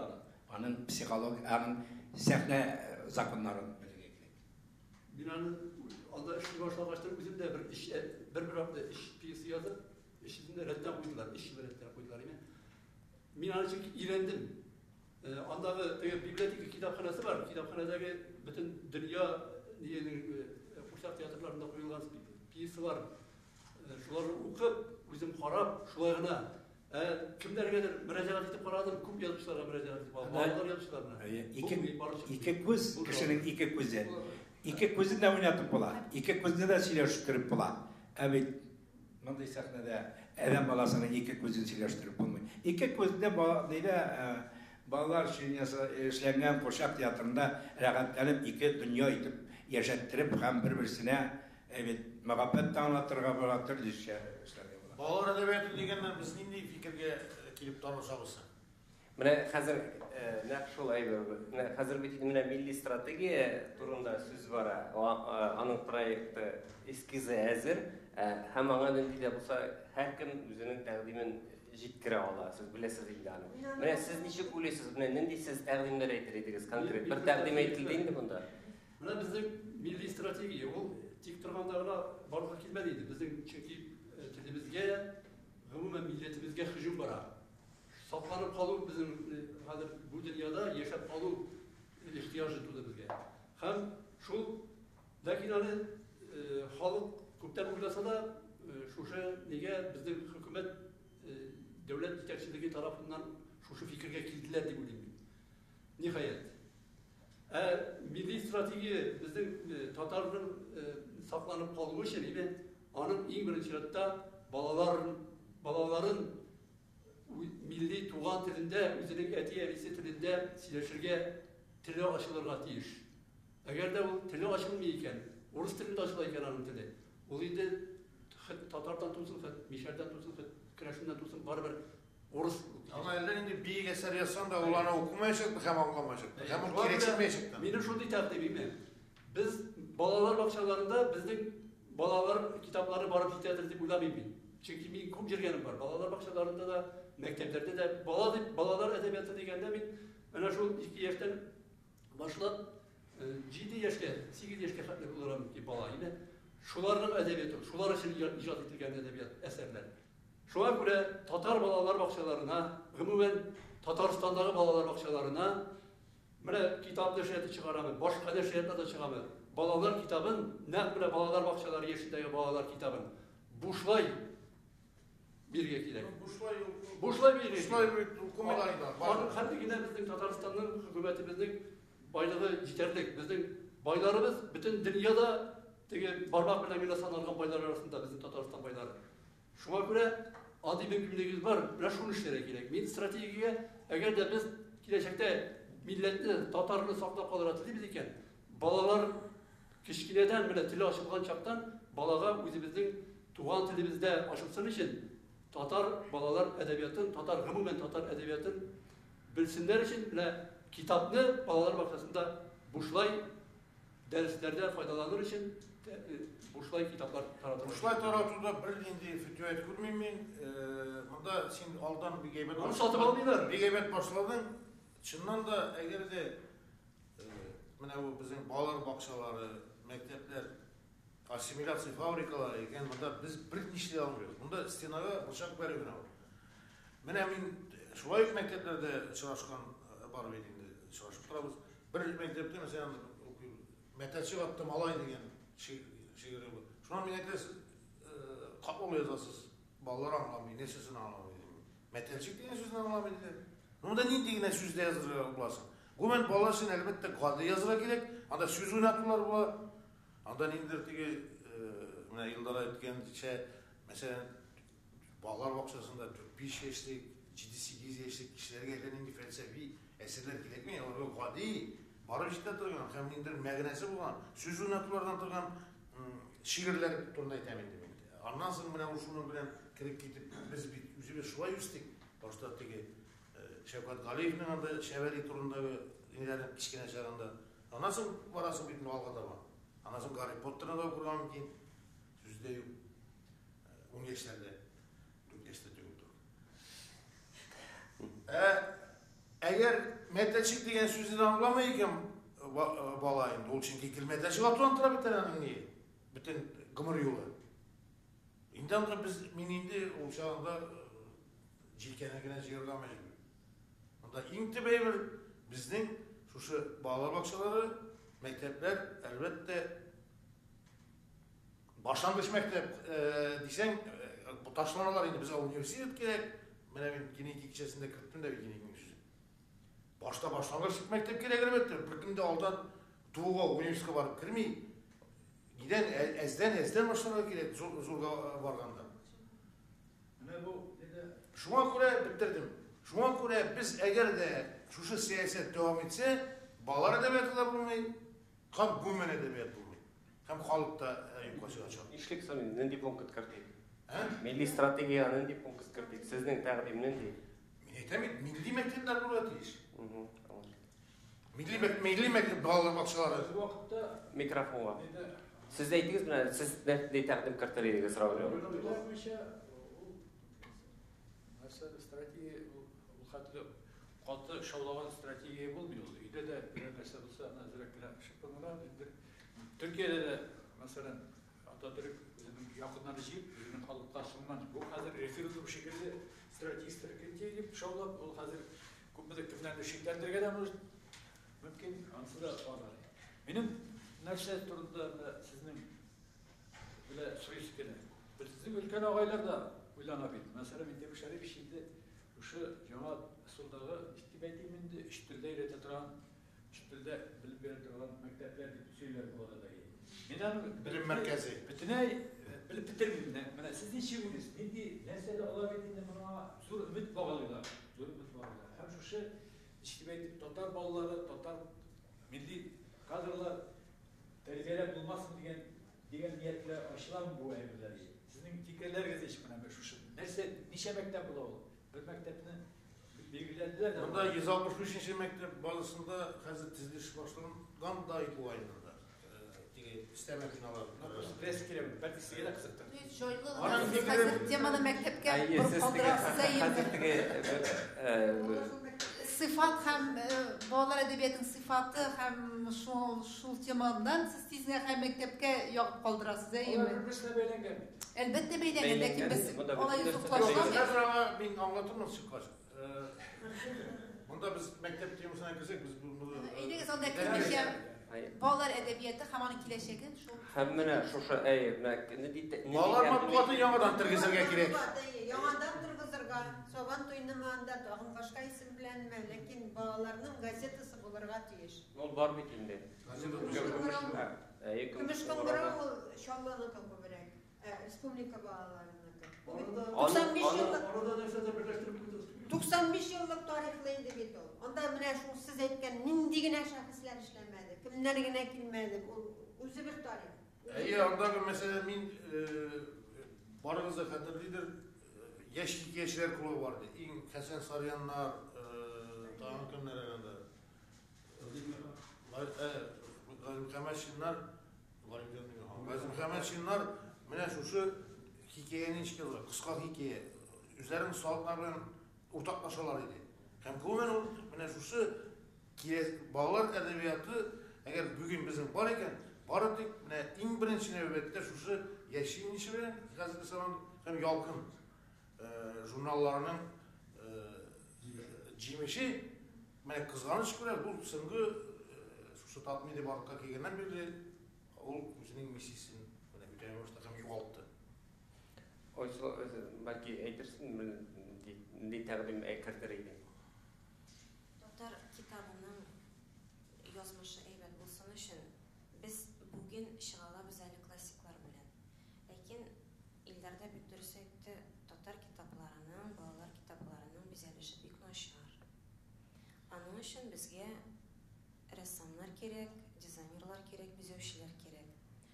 Mənə Yıldız Apa'nın kitaplık işlegen kitabı çıktı. Kuterip kursatığız ya şu kitabını. O resimden ötürü Менә шушы китапка кергән 90 шигырьне безгә подстрочник ясап тәрҗемә итеп бирергә кирәк булды рәссамга.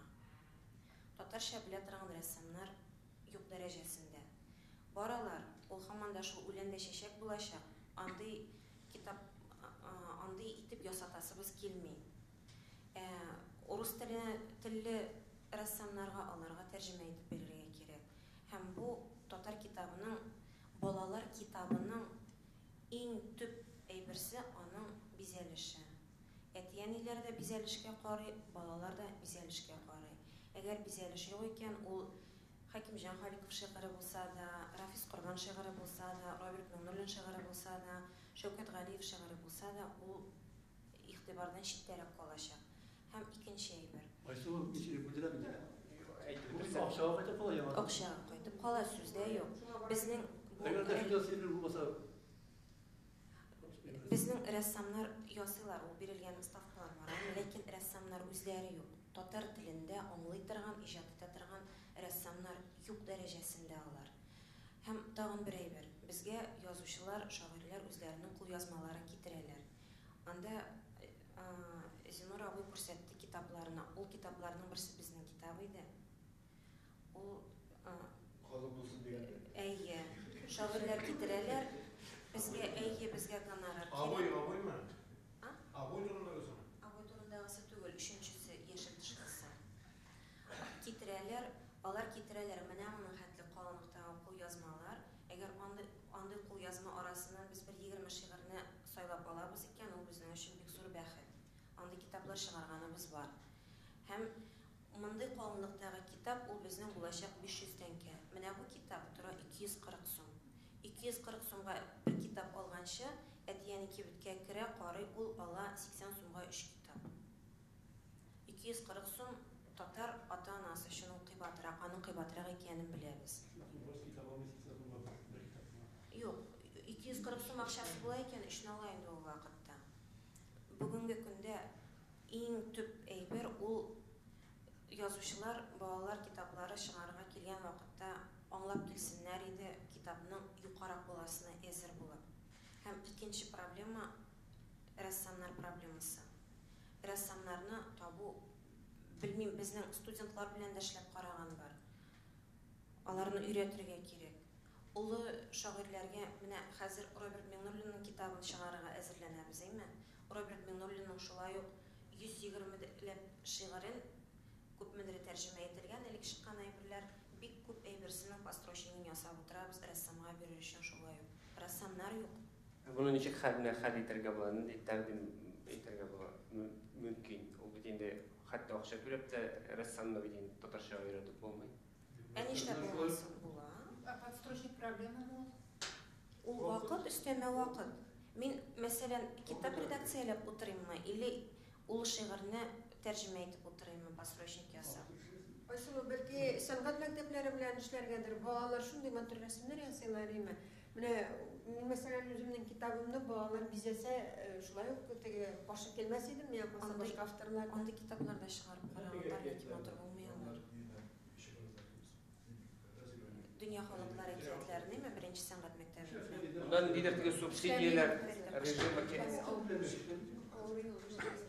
Айсылу, монда ниндидер теге субсидияләр кирәк дип әйтәсез, әйме? Субсидиялар кирәклектән дә түгел. Без аны түлибез. Менә әкият китабы чыкты, Булат Ливанов белән килешеп акча түләдек, әйме? Безнең рәссамнар юк. Юк, ә ничек булдырырга мөмкин булыр иде аны?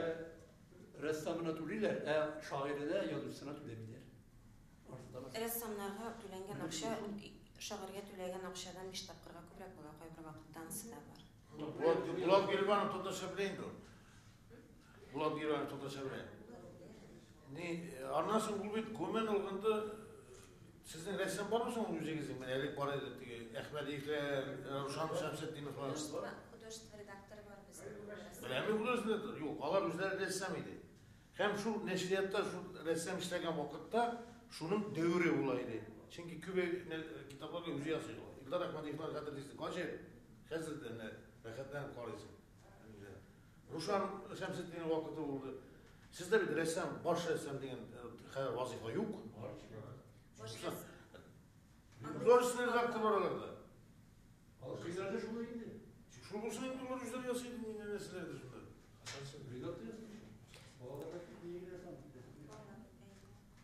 Алга таба фикер әйтсәк, Ленар бәлки әйтер менә. Сез стратегияны нинди пунктлар идегез? Балалар әдәбияты үссен өчен. Балалар әдәбияты үссен өчен менә шул Әйбәт әсәрләр язарга кирәкме? Эйм насы үзенә шулай яхшы әсәрләр язарга кирәк һәм теге тәрҗемә мәсьәләсен хәл итәргә Нәрсә кирәк. ул бит инде теге стратегия газып яхшы әсәрләр язарга кирәк дип. Тәрҗемә итәргә кирәк. Татар балалар әдәбиятын чит телләргә, рус теленә, инглиз теленә һәм инде бастырырга кирәк. Ә бу нәрсә бирәчәк татар әдәбиятына?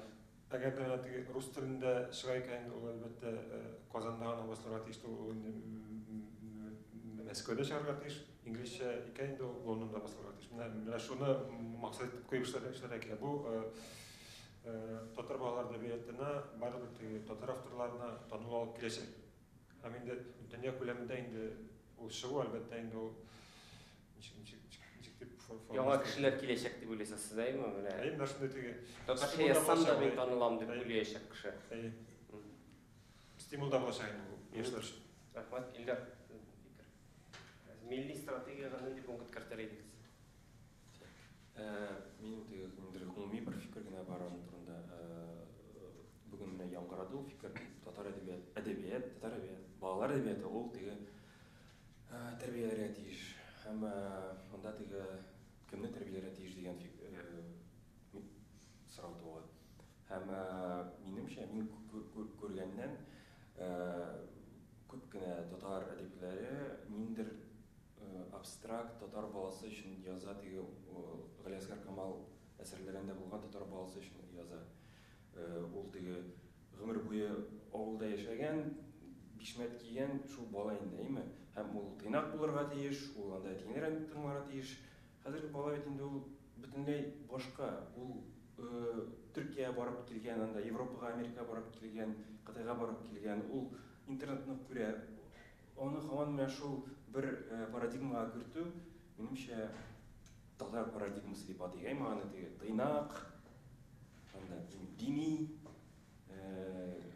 Архаик.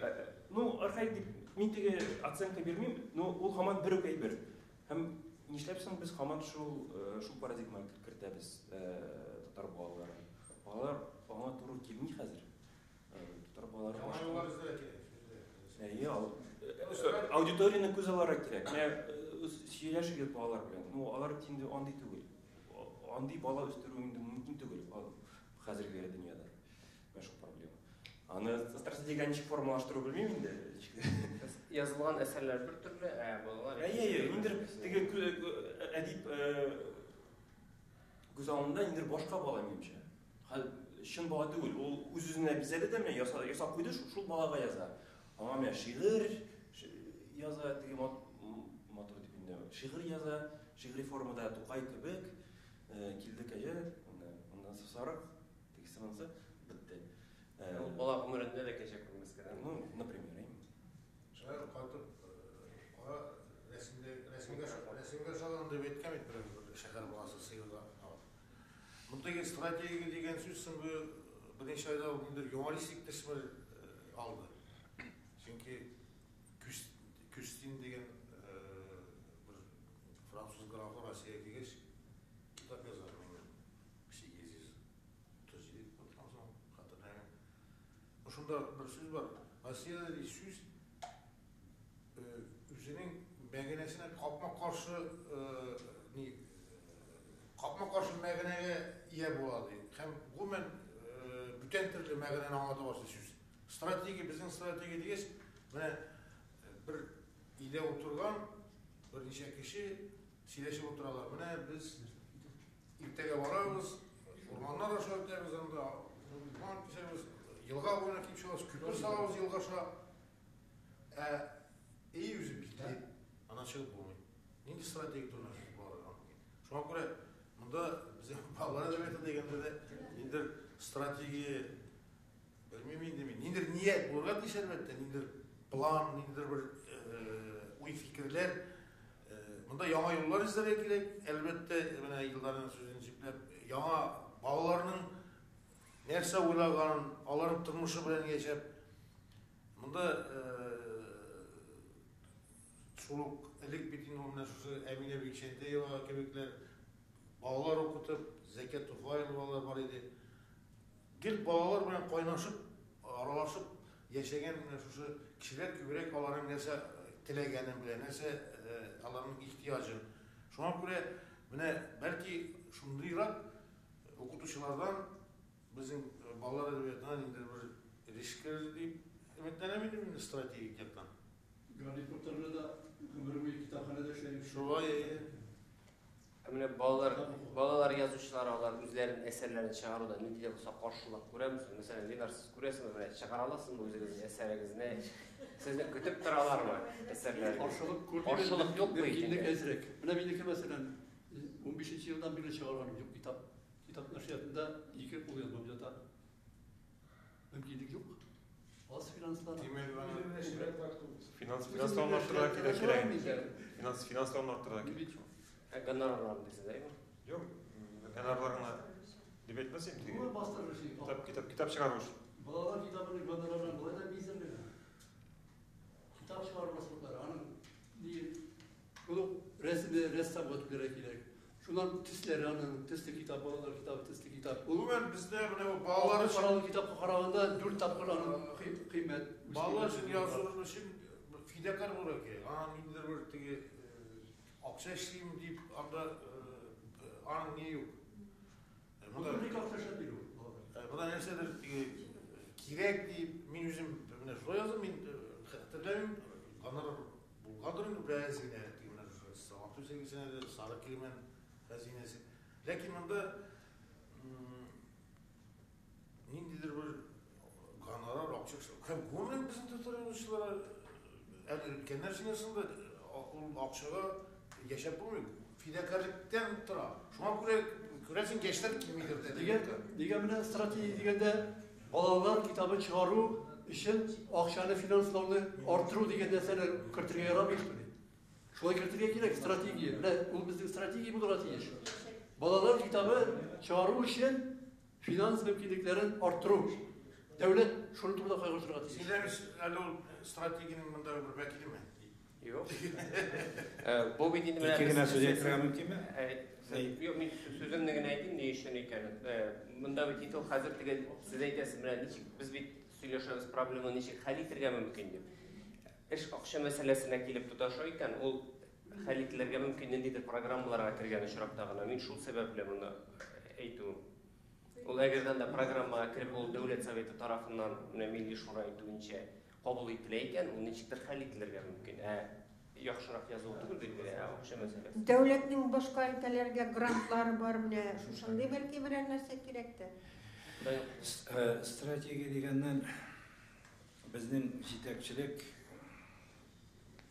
борчылып шура шушы әйберләрне уйлап халыкка чыгару, җыю, галимнәрне, язучыларны шул республикадагы җитәкчеләрне җыеп, ничек тә булса бу кризистан чыгарга, телне саклап калырга, милләтне саклап калырга дигән уй белән эшләнгән әйбер. Аның менә бу Шаян Тыва дигән әйбере дә шуның бер кушымчасы, аның башы дияргә кирәк. Ничек дигәндә, дөрестән дә ул балалардан, яшь буыннан, яңа туган буыннан башланырга тиеш. Һәм инде минем әйтәсем килә, biz бүгенге көндә шушы стратегия турында уйлыйбыз икән, безгә инде президентның әмере белән эшләнде, ул мәгариф министрлыгына бирелде. Анда без дә катнаштык язучыларда, менә шушы программа төзелде. Без хәзер тулайым язучылар белән бу монда кирип китәргә тиешбез.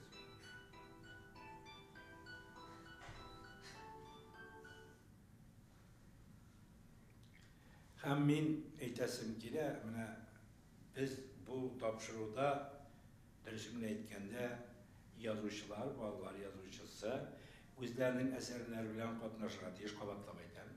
Alar anda balalar bilen işlerge tiyişler. Anda alar özlerinin kimşiliklerinde göreler. Bala kabul etem alarda. Alarga konkretine cevap verirler. Şınlap da o auditoriyini tutalama. Anın yazgan bu eseri bugün sekinde balаны kızıktır alama, özüne sorup alalama. Ol әйбердә куела. Һәм шул ук вакытта нинди темага ничегрәк кирип китәргә дигән әйберләрдә килеп туа. Менә шушы тапшыруларда мин әйтер идем. Ул гына бәлки яңа тагын берәр канал ачыргадыр. Андай канал ачып булмый инде бер ниләр өчен. Без ком сәгате дигән, язучы сәгате дигән бер тапшыру ачылга җыенган иде. Ул икенче төрле сәгать белән ачылды, конечно. Ана Рафис хатırlыйсыңмы, әйтәме? Язучылар сәгате дип үтәлгән иде. Әмма ләкин бүгенге көндә тел проблемасы булган вакытта безнең телевидение язучылар белән эшләргә турыдан-туры аларга вакыт бирергә тиештер дип уйлыйм мин. Әгәр дә кимчелекләр бар икән, аны сез дә күрәсез, аны халыкка күрә, алар аны әйтәләр, туганым, бу бит булай була алмый инде, туганым, бу бит дөрес түгел инде. Син бит моның белән бер нәрсә дә әйтә алмыйсың бу буынга. Менә шушы әйбер кирәктер. Бу дөресен әйткәндә язучыларга куйган теге ничек аталал боксерларның площадкалары? Рынок. Монда әйбер кирәк. Рәхмәт. Менә монда яңгыраган фикерләр минемчә ул язучылар өчен дә, балалар язучылары өчен дә кызыклы фикерләр яңгырагандыр, әйме? Һәркем үзе өчен менә берничә тапкыр яңгырады шушы фикер. Без яңа геройлар эзләргә тиеш, без дип әйтү мин гомумән язучылар турында әйтәм, балалар язучылары өчен. Бу бүтән тәкъдимнәр алар барысы да без Татар-Информда язып чыгачакбыз. Шул рәвешчә җиткергә тырышачакбыз. Не диде булса сезнең тәкъдимнәрегез бармы, тагын кемнеңдер әйтелә алып калган? Аннан соң бер шарты бар бит ул. Менә балалар көмен укушунун көңүлүн ябуу. Кахарман исем, Гарри Поттер яңадан шуңа кайтам инде. Бар эди бир тане тиги шул Алиштин ишке бирин алып эмесе. Бир персонаж кахарман герой менин укушунун көңүлүн ябууга тийиш. Менә ул көңүлүнө кирип отурат тийиш. Биздин эркектерде шулай, Алпамшаны, Камыр Батырны, менә шул персонаж керек балаларга деп айтам, шул персонажлар. Бүгүнкү заманда Bir tilagimiz var. Менә saat 6'da Filarmoniyada tağın biz yaşlar yılışına varabız. Anısı da Tatar edebiyatına bir gerekli. Şuna göre biz indi tügereklesek zikret olur eder. Алайса, шундай фикер белән, ният белән төгәллибез, алайса, безнең татар әдәбиятына да каһарманнар кирәк. Барыгызга да бик зур рәхмәт. Sağ olun. Татар информ 1990 елдан бирле татар һәм рус телләрендә яңалыклар әзерлибез. Компьютер, планшет, смартфонда. Яңалыклар, фикер, күзәтү.